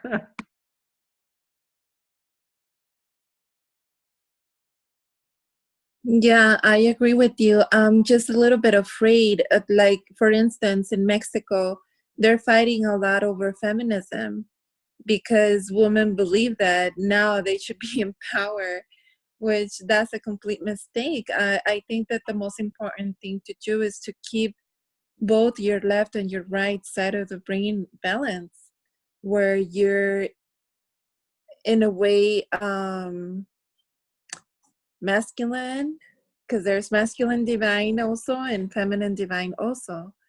Now, how do you get that balance? How do you become centered? And then once again, I come back to doing it through different disciplines, such as moving your body right and left side with yoga, Tai Chi, martial arts, Taido. Yeah. So yeah, I'm just so concerned that the more we bring what our ancestors did, and I mean, we're not human beings here for the first time. We have been here several times for thousands of years. And in another life, I was maybe a masculine that did a lot of damage to humankind, to animals. So I accept that. But we cannot be living in the past, and we cannot be judging what our ancestors did. It's more like living in the present, and what are we willing to do? How are we willing to heal that big debt that humankind have with innocent animals and with women also? Yeah, the issue isn't women should become like men. It's that all humans need to embrace their compassion and their feminine side. And actually embrace the idea that we can live in a nonviolent world, that nonviolence can be the standard. And by embracing nonviolence, we can all live a much healthier, and I'm not just talking about humans, I'm talking about all living beings. We can all live a much healthier, happier, sustainable, peaceful life. And I mean, I believe that all of us on this call hold that as our intention, as our goal. That is what we are working for. That we've got to get to the place of, as Sailesh says, normalized nonviolence rather than normalized violence. And Right. when you really start thinking about this and about all of the ways that violence is damn near every minute of everyday experience, and I don't mean that we're being beaten up, but that there are images of dead animals everywhere, that our prisons are full of people who may not have committed really violent crimes, that our wild populations are being decimated. I mean, all of the things that we're here for, there's so much violence and we don't even see it. We often don't see it. And we're just trying to flip that completely over to say, we need to get to a place where nonviolence is the norm. And then we would see all of the ways that we currently don't see racism and sexism and all of those other things, because all of that are forms of violence as well. And I mean, Jessica just brought up in the chat, nonviolent communication, even our communication. And for me, that's really hard. I read those books and I recognize how often my own language can be violent toward the people that I'm having the conversation with. And I'm not even aware of it at the time. So I think we have a lot of, yes, fairy tales and epics as well, absolutely. We need to be thinking about all of this and what we reinforce through our words and our images every minute of every day. Yeah, we definitely have a long road ahead altogether, working hard in this. It's almost like the next book, the next chapter of Mahatma Gandhi, promoting the nonviolence. And I just wanted to mention here, so Anne, while you were talking, is it Mayra? Is that how, am I saying your name right? Mayra? Myra. Oh, excuse me, Myra. It's okay. Beautiful name. Thank you.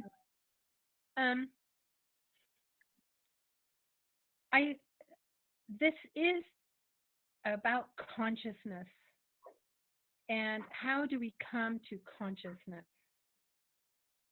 How do we become,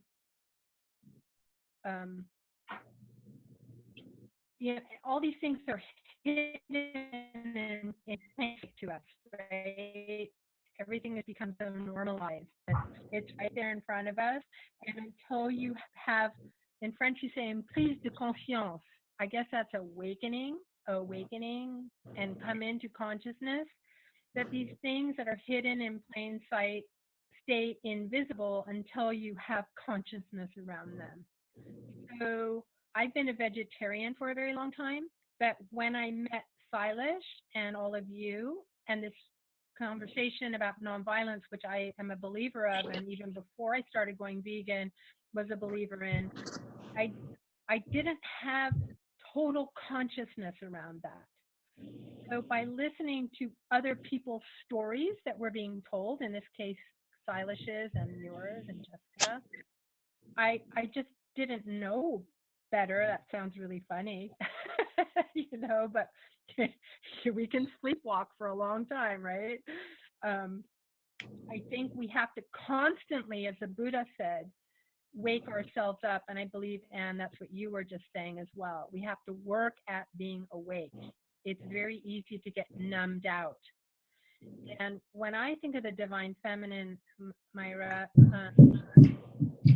it is happening in any case. I can feel it. And the women around me that I have this conversation with feel it. And I imagine you feel it. So it is happening. And it's happening in all of us, men and women and transgender and all ages. It is part of the spiritual, shall we say, evolution or spiritual growth of humanity. And I think we have to go through the trauma and the pain and the suffering to get there. That's just the way it is. Don't the Buddhists say life is all suffering, something like that? So for me, it's not a depressing thing. I know it's heavy, and I shed tears and I feel grief and I go through all the emotions. But I also find it very exciting because we get to live at this time when this change, this transition is happening, and we get to be part of that transformation. And so I guess each one of us have our personal way of walking this thought out into the world. My medicine bag or toolkit is art. And so I walk it out and tell stories with that. And even if I could help uplift or be part of the transformation of just one soul, then I'm very happy. Because that's already a very big deal. And then there's that ripple effect, right, that we know about, the butterfly, beating of the butterfly wings, right? When it beats its wings, it affects the winds all the way to Australia from America or something like that.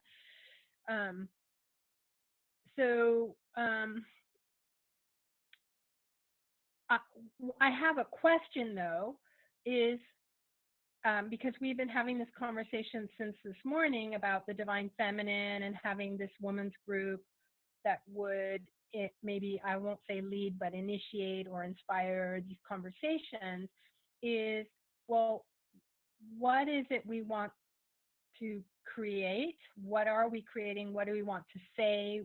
What is our destination, I guess I would say, on that journey? With the veganism, it's really clear. So is it an extension of that work that you, Silas, and everyone are doing? What does it look like? That's kind of where I'm at questioning it right now. And with that, thanks.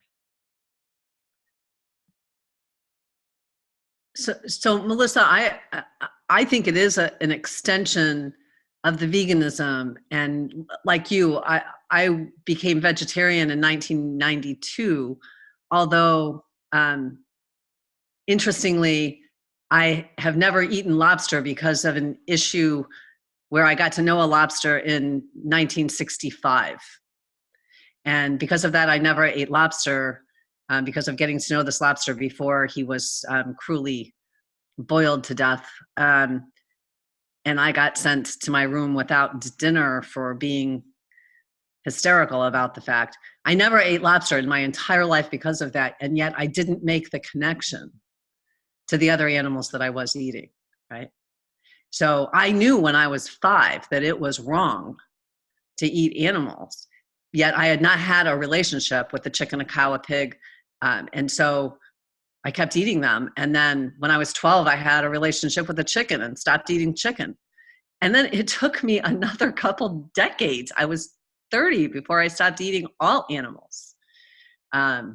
It's really, I mean, the depth of our violence being normalized, that we see that. And that's only talking about the eating animal part. That isn't about the way that we treat people who look different than us, or the way that we, cut down trees without a thought to all of the creatures living there, or the trees themselves, or the way that we mine, or the way that I can go on, right? So for me, veganism helped to make this incredibly clear that nonviolence and compassion are much bigger, broader, deeper than anything I had considered in my younger years. And it was because of this societal, and again, I am not speaking about a US society, I'm really speaking globally. And I understand that there are points around the earth where different cultures had slightly different takes on this. But the truth of the matter is that most humans have been destructive. Most, not all, but most. And most of us have grown up, again, for thousands of years, being more destructive than regenerative. And I certainly don't understand all of this yet. It took me a long, long time to begin to see the much bigger ramifications of all of this. And it's what we do to ourselves, what we do to the people that we love, what we do to the landscape, what we do, you know, I mean, it just goes on and on, that there are so many pieces. So for me, where is it that we're going is a complex conversation, because I don't know how many of us, I think there are some people who see it very clearly. I think most of us are still figuring it out. So, you know, for the first couple of years that I was taking insects out of the house and letting them go, you know, my husband was like, come on, are you serious? Yeah, I am. The spider has a right to his life. And no, I don't know how to do that, you know, inside the house together, because I don't actually want him to bite me. But he has a right to his life, and I don't have a right to kill him. I mean, these things, you know, it's just complex, and we're still trying to figure it out. I think, and I think we will be for a bit. But I think veganism is an incredibly good place to start to get people to really begin thinking about the full ramification of all of this.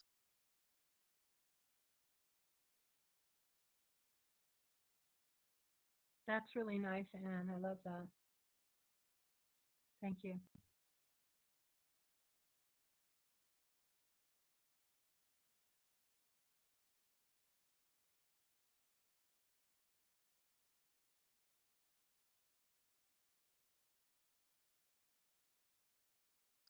So Sailesh, I have not heard the elephant story.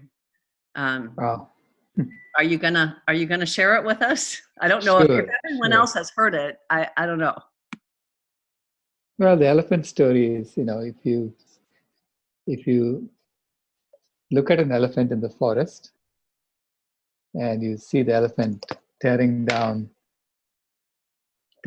trees, tree branches, eating the leaves and throwing the branch away, it seems like the elephant is being very destructive. But then when you look closer, you will see that wherever she tore the branches down from the tree, that's where the sunlight streams and nourishes the underbrush. So even though it seemed destructive at first glance, it actually was constructive, right, in the longer run. The elephant tramples on bushes and, you know, kills the bushes actually. But that's where new pathways are formed in the forest for all the other animals to use. And the elephant drops these huge mounds of poop as she walks by, but that's where new jackfruit trees are born. So everything the elephant does eventually does have a constructive role to play in the ecosystem. So that's the idea behind the thermostat species hypothesis, to say that there is something that we were doing, even though we were being destructive. We actually created a homeostasis for the planet. So whether we like it or not, the Earth is never going to go back to another ice age as long as we are around. And that is something amazing that we have done. We have taken the Earth out of the cycle of ice ages. And so now we have a chance to, to discover a feminine, as you put it, and rediscover a feminine and elevate that and start nurturing our way back, right, into harmony with nature. And we need to do that over the next 7 years. Isn't that amazing? We might have taken the destruction a little further than we really wanted to. I mean, I get the point that out of the destruction that we have done, well, I sort of get that point. I believe that in nature, I believe that the elephant is creating something even with what looks to be destructive. In the same way that a forest fire that is caused by a lightning strike makes way for a number of seeds that can't germinate until they are superheated, and makes way for all sorts of new things. Right. But when humans are setting the fires in order to clear the land for grazing or building or whatever, that's a level of destruction that goes beyond that. That's not destruction for the sake of future construction. That's just greedy. And so I'm glad to hear that we won't go back into another ice age, but I think we might have overstepped. But that's the thing. We now have a choice. At any given point in time, we have a choice to stop our destruction and reverse it consciously. So now we can do it consciously because we now know, right, that we have gone too far. See, I also tell the story of in the Bhagavad Gita, which is a dialogue between man and God. At the end, after giving man all that advice, God tells him, I love you so much that I set you free even from me, and you're free to choose. And so the idea there is that no matter what you choose, the outcome is going to be still the same. So you think you have a choice, but you really don't. So meaning things are going to, so that is, to me, that's what I call faith that we come from, is to say that we're going to solve this problem no matter what. Okay, we're going to solve this problem, and so let's get cracking on it now with all of us who are here. And but no matter what, I'm sure it's going to be solved, right? So this way, I don't worry about the fruits of my action, right? I'm just at it. I'm just going to keep going.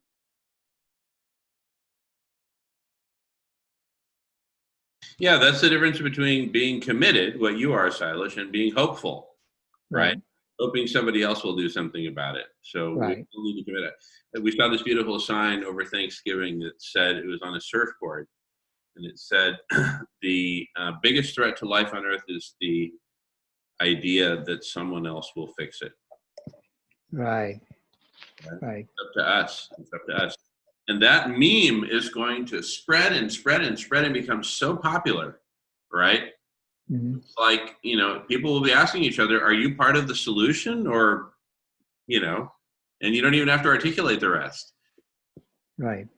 Are you part of the problem? People are going to want to be part of the solution. It'll become the popular thing. It'll become the new cool thing. Yeah. Absolutely. Now, when we went to India, like there were communities that were saying, well, we want to be the community of the future. So which means that we need to be going vegan before 2026. Yeah. So you want all this healthy competition started there, right? Yeah. Do you want to lead or do you want to follow? Yeah. Right? So healthy competition, exactly. Because we are social creatures. We are a very social species. We care what the other primates think about us. So let's all get out there and do good and use the Ahimsa coin and, participate in the collective intelligence and invite our friends, because friends invite friends to be part of the collective intelligence. Right. The collective wisdom, the divine feminine, right? Governed by the divine feminine, supermajority of women. on any kind of vote, etc. Right? Anything at all. And that's built in. That's unchangeable. That's chiseled into granite. Absolutely. So if some men want to get on and try to be rivalrous with each other, that's just not going to go anywhere. The women will figure it out immediately and say no. No. Very gently. We're here to work together. We're here to love each other. We're not here to be rivalrous. Right? So it's a spiritual transformation for our species. Except in backgammon. What's that? I said except in backgammon. Yeah, except in backgammon. Melissa and I play backgammon every morning and every night, and it's so much fun. And Kamaya, you'd be really good at it. I can tell. You could learn in like 5 minutes and you'd be flying. It's so fun. But anyway,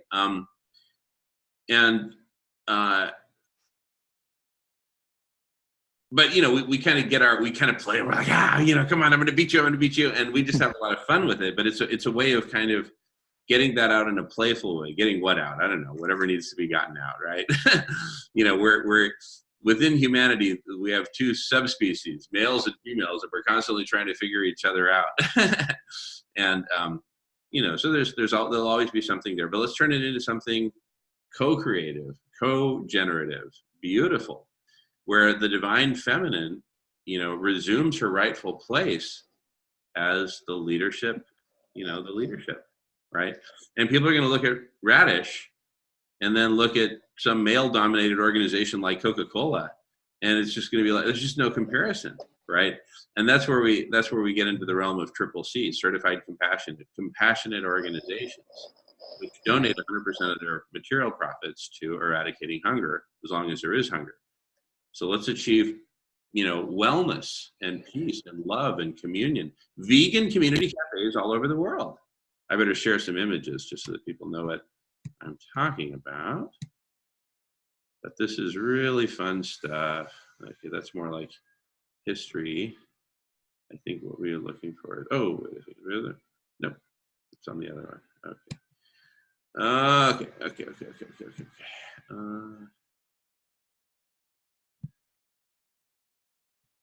Let's see. Here we go. Okay. So, and this is something that I think I really foresee us creating some sort of a symbiosis and a merger between the Ahimsa currency that Dr. Sailesh Rao has been pioneering with others, and this CCC, certified compassionate companies that donate all profits to eradicating hunger. And the way that's done is through many ways, but we really see community cafes where people come together in communal dining, vegan community cafes. We pioneered this in 2015 in Southern California. And between the two of them, they would stoke the Hungerless Games, a virtuous cycle where consumers, buyers everywhere prefer CCC because that's what's ending hunger. And that becomes a heck of a story. The world's first CCC company, Sato Hemp, a Japanese hemp fashion house, led by Mr. Takuya Sato, from a long line of hemp farmers going back like a dozen generations, deep into the Edo period. So the bearer of this legacy, Mr. Takuya Sato, my brother, he is the Hemperor of Japan, the first CCC company in the world, stoking the Hungerless Games, feeding the hungry through community cafes, helping the world go vegan, and helping create a compassionate world for all. So that becomes a huge part of everything we're doing, right? So basically, we need to bring that and the Ahimsa coin and Vegan World 2026, collective intelligence, SRM, right? Boom, boom, boom, boom, boom. Lean linear cities, our ecologies, holistic land management. We need to bring this all together. These are all the pieces of the clock, if you will, that need to fit together, and they need to be designed intelligently. That's one of the reasons why we need this massive collective intelligence, this multidimensional collective intelligence that can span millions of conversations happening in parallel and people jumping between conversations based on where they're needed the most, based on where they can make the biggest contribution at any one time. This is the Buckminster Fullerian, control panel for Spaceship Earth. It's collective intelligence. It's where we collectively come together and co-create all the solutions that need to work together, and then share them with the world and inspire the world to join us. And if they're not inspired to jump in and join us, it's because we're not making a delicious enough vegan dessert, right? Let's break out the vegan recipe book, Silas, and let's put on our aprons and get to work in the kitchen, cook something up delicious. And then everyone, and that's what we're doing right here, right now. That's what we did earlier today as well. That's what we did on Friday. That's what we did on Thursday with Dharmendra leading the meditations and all this. And with a social network led by amazing women, right? To Melissa's point from earlier, what is our goal? With the goal of saving as much of life on earth, the diversity and the richness, the fullness of life on earth, and protecting it and healing it and going from termite species to caretaker species, right? Veganism is the start. And we came up with vegan reflection as really a multiple entendre on reflection. One is SRM, reflecting sunlight back into space. Another is the reflection, the deep reflection of the collective intelligence. But vegan first, vegan reflection, right? And then, with things like the Ahimsa coin and Triple C, the Hungerless Games, community cafes, all these other kind of axes, right, across the whole of it. We came up with a list at the end of our last meeting. I'll just kind of list through it. But think of it as a bifurcated thing, right? Let me first should I give a brief lesson on bifurcation? Anne, what do you think? Melissa, what do you think? Myra, Jessica, Kamaya? Before you do that, Jamin, would Yeah. you be okay if I just shared another quote that I just thought could Absolutely, please. sum up what we have been talking about earlier about nonviolence and consciousness? And sweetie, if you can speak louder, that would be great. Okay, is that better? Yeah, louder is better, thanks. Yeah, okay. This is by Sister Miriam McGillis. The human being in whom the earth has become spiritually aware, has awakened into consciousness, has become self-aware and self-reflecting. In the human, the earth begins to reflect on itself. In our deepest definition and deepest subjectivity, we humans are the earth, conscious.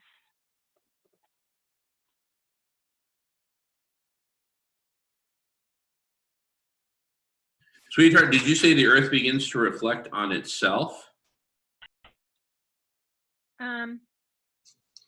I said, do you want me to reread it? Just the last half dozen words. The human being has awakened into consciousness, has become self-aware and self-reflecting. In the human, the earth begins to reflect on itself. That's what I wanted to hear. In the human, the earth begins to reflect on itself. That is so beautiful. That's vegan reflection right there.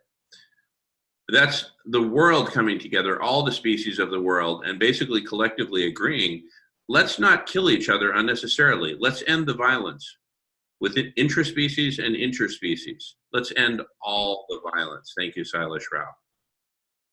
Yeah, and I also want, if it's okay with you guys are all okay, just share a little bit more. This is like super. No, awesome. we're right at the heart of the proverbial jackfruit. Share on. This is louder. The louder, the better, sweetheart. Thank you. We discover our mutual belonging, our deep ecology, and the promise that it holds for us. Now we can see in our anguish for the world the good news of a larger consciousness at work. It is the universe knowing itself through us. This wisdom is bought at the price of positive disintegration, the crumbling of the system's old codes and constructs. Carl Jung said, there is no birth of consciousness without pain. The new awareness comes like grace. Grace is a sense of interconnectedness. It is the experience of our underlying nature. Then we may see that what is often called tragedy holds the seeds of grace.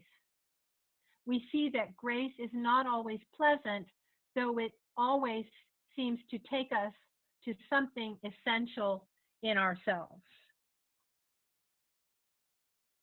The shift in perception is an inner revolution. And I really like that because I think we're all going through this inner revolution, which then gets expressed in the outer world. And in Buddhism, it's termed, and maybe Silas, you can help me with this word, parinamana, which means turning over, and described as filled with jubilation and dedication to the welfare of all. We turn around or turn over into wider awareness of who and what we are, as jewels in the net of Indra, as members of the body of Christ or the beloved Krishna, or synapses in the mind of God. And that's the end of the quote.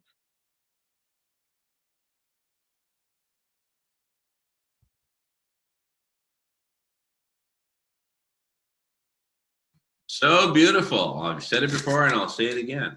This is collective intelligence. All of us coming together and co-creating this amazing moment in history, which we're recording. So I was offering a few minutes ago with the blessing of the Divine Feminine here, Kamaya, Jessica, Myra, Ann, and Melissa, with your blessing, I would like to share about bifurcation, and then we can get to basically how we can, how we can sell this to the world in the simplest possible terms, right? Basically centered around compassion and coming together in unity and the Divine Feminine, right? And healing, et cetera, okay? So strap in your seatbelts and let's get ready for Jorge, don't fly across the living room now. We're going to look at bifurcation with basically an economic perspective, and then we'll see how we apply it to many other things. Okay, so here goes. Some of us are old enough to remember when there was basically just Coca-Cola. And then there was Coca-Cola and some small competitors. And then the cola category got bifurcated. From there, remember when there was just food? Food got bifurcated. And all of a sudden you could get organic pretty much anything you want. You wanted to do a barbecue, it could be 100% organic. Down to the briquettes, you can bring your girlfriend organic flowers. You can even sleep on an organic mattress. And you can even smoke an organic cigarette. Finally, a cigarette that's good for you. Well, not really. Actually, quite not. But that's a joke. Okay. Anyway, the organic food industry, growing like wildfire. Now let's go from the food sector to the entire retail sector. Remember when there was just retail? And then it got bifurcated. We're going after the entire global economy. We're going to bifurcate it into an economy of hoarding versus an economy of sharing, right? This looks like just exactly what Silas and Kamaya were doing at the headphones. So cool.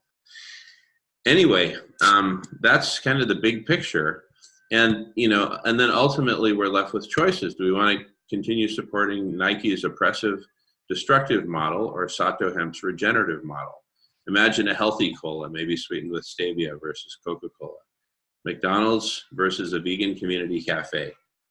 Take your pick, the choice is yours. So this is us making the shift. And it becomes, so Triple C becomes this, thing associated with ending hunger. It's just the coolest thing. Everyone wants to participate in it. And then, and that's, compassionate economy. So with veganism and compassion and nonviolence, we'll have to, put our minds together and collectively come up with some really cool name that encapsulates it all.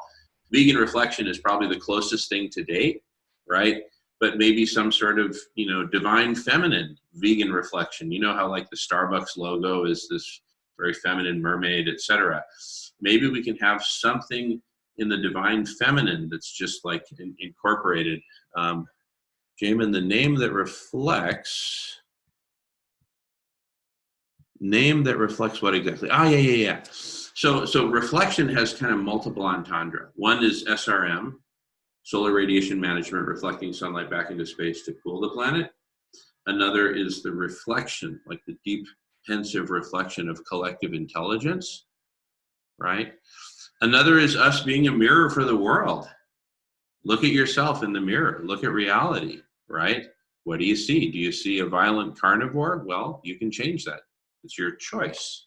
Thank you, Silas. You have a choice, right? So it's reflecting on yourself.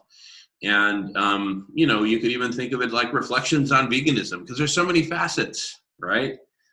Out of compassion and nonviolence, first and foremost, but also for health, for healing the climate, et cetera, et cetera, et cetera. Jessica asks, what do you want a name for? Oh, thank you. Basically for the whole thing, because this whole thing is so big and it's so inseparable. We don't want to separate it any more than we want to separate two twins, right? They want to be playing together and sleeping in the same bunk bed. So all this goes together, but this is so multifaceted. So I'm just thinking, there's compassion, there's the compassionate economy, there's vegan reflection, there's collective intelligence, there's the Hungerless Games, community cafes, Triple C. I'm basically looking for a big basket that we can put all this in and give it an identity. I'm kind of thinking, a revolution of compassion or something like that, a compassionate revolution. But just have some tight way, vegan reflection might just be like the epicenter of, the whole of it. And then, but let me just kind of go through the list and it might help, right? So think bifurcation, the good and the bad, right? A divine feminine super intelligence, that's what we're co-creating here, versus what I would call mini-think. The most miniaturized mini-think is the zero-dimensional dollar, just reducing everything to this omnicidal non-common denominator. Compassion versus cruelty, ending hunger versus permitting hunger to persist. Veganism versus non-vegan versus cruelty, I guess, actually. Prohibition versus totalitarianism. And I can share about some of my background in that department. The divine feminine versus the patriarchy. Normalized nonviolence versus normalized violence. Wisdom versus the opposite or the absence thereof.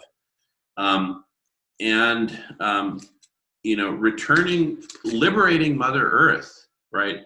Ending the enslavement and dare I say raping of Mother Earth through totalitarian agriculture, deforestation, etc. Liberate Mother Earth instead of the current possession trends. Well, I own this land. Well, I own this land. And we see our neighbors doing whatever the hell they want to their land and getting paid for it. Well, shoot, I want a piece of this pie, right? Money talks, bullshit walks, right? That's what we're taught. And so we go for the money, right? Anyway, I'm just saying, that's the bifurcation. These are all the opposites, this versus that. So it's basically at its core, it's compassion versus cruelty. It's love versus cruelty, right? A parent could be loving to their child, a parent could be cruel to their child. The choice is the parents, right? So we really need to bifurcate it and put it in these, black and white terms, good versus evil, right? It's compassion versus cruelty, love versus cruelty, right? And led by the divine feminine. I mean, there's just this story is just bubbling up here, right? You know how the bubbles come up through the dal, through the lentils, bloop, bloop, bloop. It's bubbling up here, right? A story is emerging. And it needs an identity. It needs to be birthed. And I'd really love to just turn it over to the divine feminine. And maybe you ladies can get together and kick it around. I'm just thinking because it's like a birthing process, right? And anyway, this comes from our last meeting, which we also recorded. Please watch it. It's really amazing stuff. But I mean, it just became so crystal clear. It's like we all got it, that the divine feminine needs to lead this. So thank you, Divine Feminine, for stepping forward. Divine Feminine of all ages. Thank you, Kamaya. Thank you, Myra. Thank you, Jessica. Thank you, Anne. Thank you, Melissa, my queen. Thank you, Sylvie. I assume you're there somewhere, wherever you are. Thank you all. And thank the Divine Feminine in each of us males, right, for bringing that out and nurturing it. And thank you for the women for creating a safe space for us to do that. Right? This is humanity as it should be. This is life as it should be. This is collective wisdom and collective intelligence as it should be. We are awakening from a 12,000 year period of dark ages, right? Depending on how you define it, where we got into this possession trance, this patriarchy, herding of animals, normalized violence and oppression, to herding of women, to human trafficking, prostitution, pornography, normalized violence against women and oppression of women. And so we are undoing, roughly 10, 12,000 years of essentially a really bad acid trip that we all got on together here on Spaceship Earth. And I see special, did Kamaya write that? You want to read it to us, Silas? Let's see here.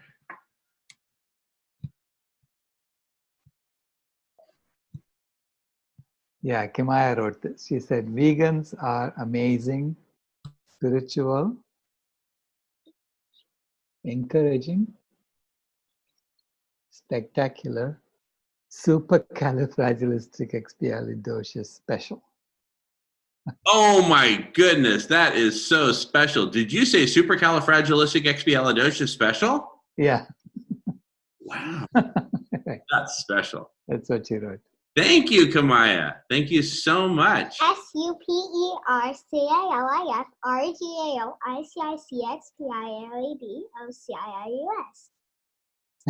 Supercalifragilisticexpialidocious. Good. Beautiful. I got this. Oh, and then she says, go vegan. Love it. Love it. Thank you, Kamaya. And Kamaya, thank you you really got us all together. Your grandfather, Dr. Silas Rao, did a lot of the logistics, but you provided the impulse. You are the divine feminine taking the lead and saying, this is the direction we must go, and this is the time frame within which we must do it. And the rest of us are here standing at your service, Kamaya, ready to follow your orders. And the orders of the divine feminine, the order of the divine feminine. This is a new order. Take it away, divine feminine. We are standing. I'll be back soon. Thank you, Kamaya. I can't wait. Wow.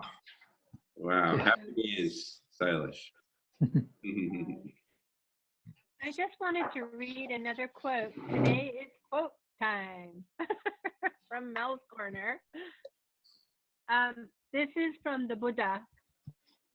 Go forth on your journey for the benefit of the many, for the joy of the many, out of compassion for the welfare, the benefit and joy of all beings.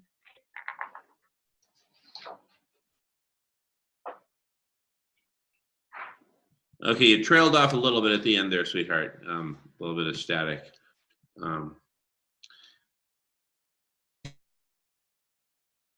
But I think we got the gist. And just, wow. I'm kind of, just so excited, so grateful.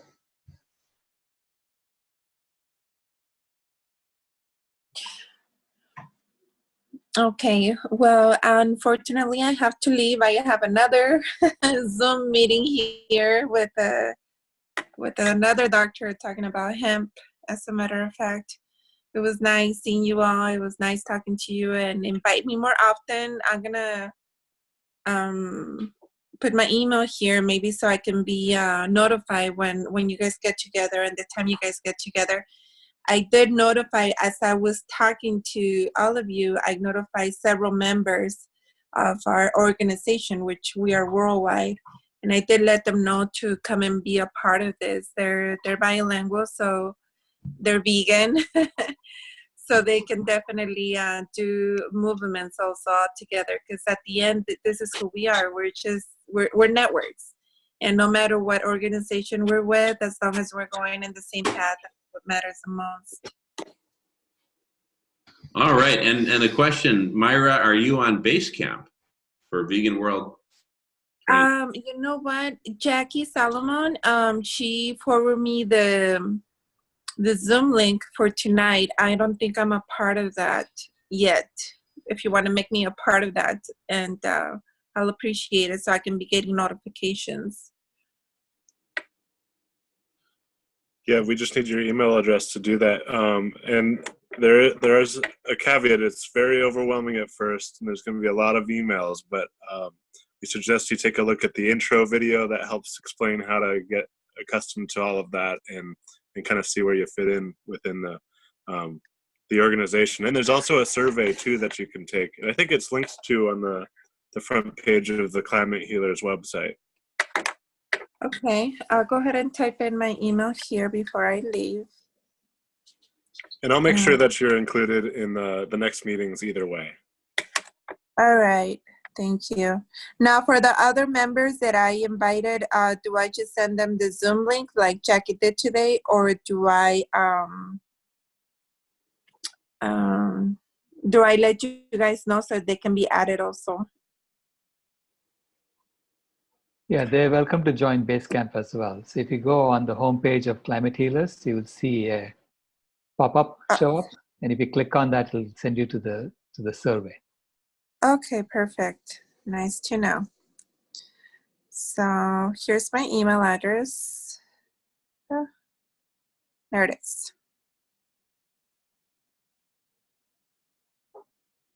Okay. Well, thank you very much. Thank you, Myra, so much. Look forward to seeing you again soon. Thank you. Have a blessing rest of the Tuesday.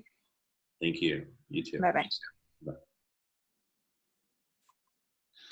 All righty. And Melissa wrote, actually Jessica wrote, how about, for a name, how about Diva CN, or Diva Scene? Divine Feminine, Earth, Veganism, Animals. I really like this Diva idea, right? Because it just brings forth the Divine Feminine. And then Melissa writes, go forth on your journey for the benefit of the many, not for the joy of the many, out of compassion for the welfare, the benefit and joy of all beings. The Buddha.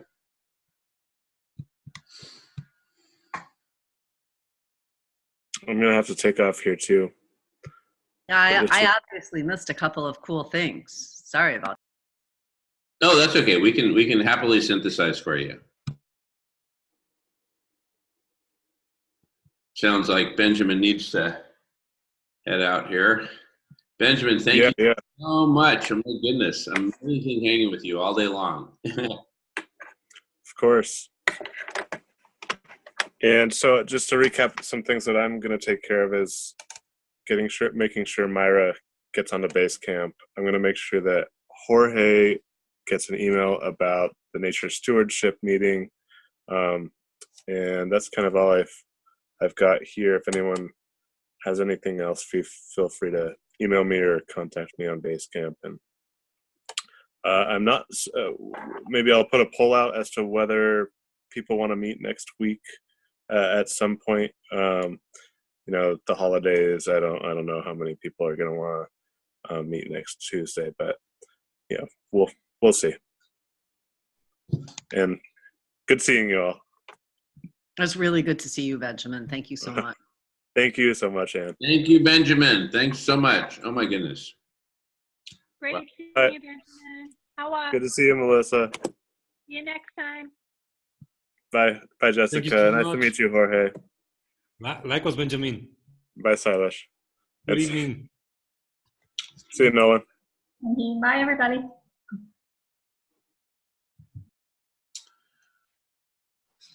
And I'm going to take off too. It's after 9 p.m. here, and I have an out-of-town husband, so I want to catch up with him. Sure. So thank you, everyone, for coming. Silas, thank you for bringing Kamaya. I think it's very cool to have a young voice in this conversation. So tell her that I really, really appreciate that she was here. Sure, I'll tell her that. All right. And I am interested in working on the summer tour. Okay. So, however that might, I have lots of questions and whether that will work or not, but keep me in mind. Sure. And everyone else, fascinating day. Lots of love, Anne, and thank you for being at the forefront today. You were awesome. You rocked it. Oh, wow. Absolutely rocked it, Anne. Thank you so much. Thank you. We are Thank you. transforming reality today. Yeah, it was cool. The first meeting in particular was really, really interesting. Whoops. Vegan is love. Vegan is joy. Vegan is special. Go ahead, Anne. No, go ahead. That's actually, I'm going to mute, and Silas, you need to come up. Yeah. Vegan is loving animals. Vegan is awesome. Vegan is great. Wonderful. Oh my goodness. Wow. So she just wrote that out. Beautiful. All right. Maria, thank you so much. Thank you. I might write some more if I want to. Yeah, kind of. You go, girl. Okay. Okay.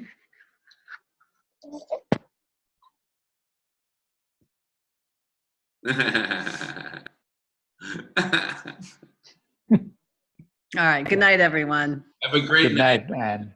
Love to Chuck. Thank you. See you soon. Bye, Anne. Talk soon. Thank you. And Melissa, hopefully we'll see you next time too. Yeah, absolutely. Sorry about that.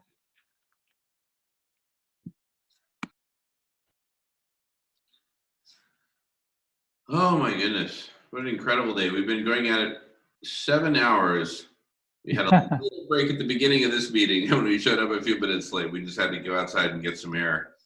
But it's been 7 hours straight. And just life-changing in 7 hours. Really radically life-changing.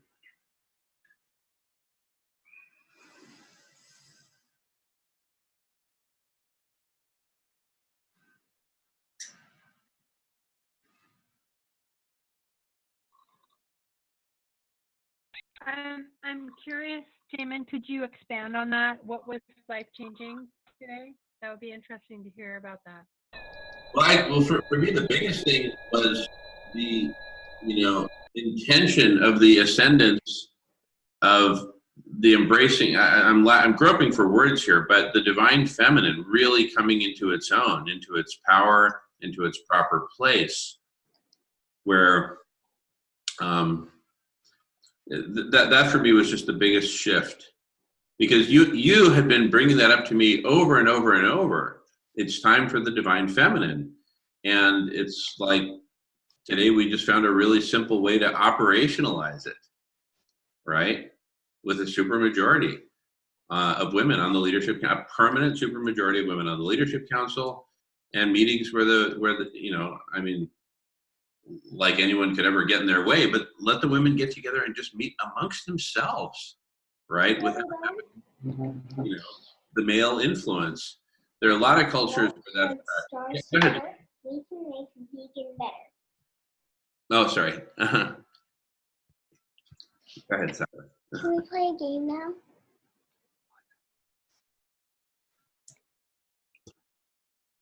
So,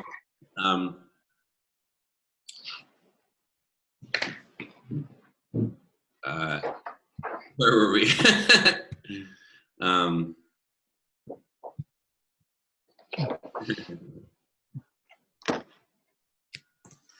Yeah. So the divine feminine. I mean, it just now actually dreaming our way into that new reality and just seeing what that opens up, what that empowers and enables, right? I mean, it's just, everyone felt it, and just everyone experiencing that, you know, realization at the same time was just so incredible, just life-changing, reality-changing. Because bringing together all of these most positive elements and really bifurcating the global economy into hoarding and violence versus sharing and love and nonviolence, right? Yeah, that's right, Kamaya. And the choice is so obvious. It's so obvious. Like what Kamaya keeps writing, it's awesome, it's wonderful, it's all these great things. Kamaya is right, right? And doing an artistic expression of that, which is another very important facet of the whole. Yeah. She has to get to bed soon, so. No, I haven't even eaten dinner yet. You're hungry? What a privilege to be with you guys for over 3 hours straight. Yeah. Well done, Jamin, for hanging in there all those hours. It's so great to see you, Silas and Jessica and Kamaya. Sending you all much love and look forward to talking with you again very soon. Yeah, same here, Melissa. Blessings all. See you later. See you later. Love you. Love you all. Love you all. Love you, sweetheart.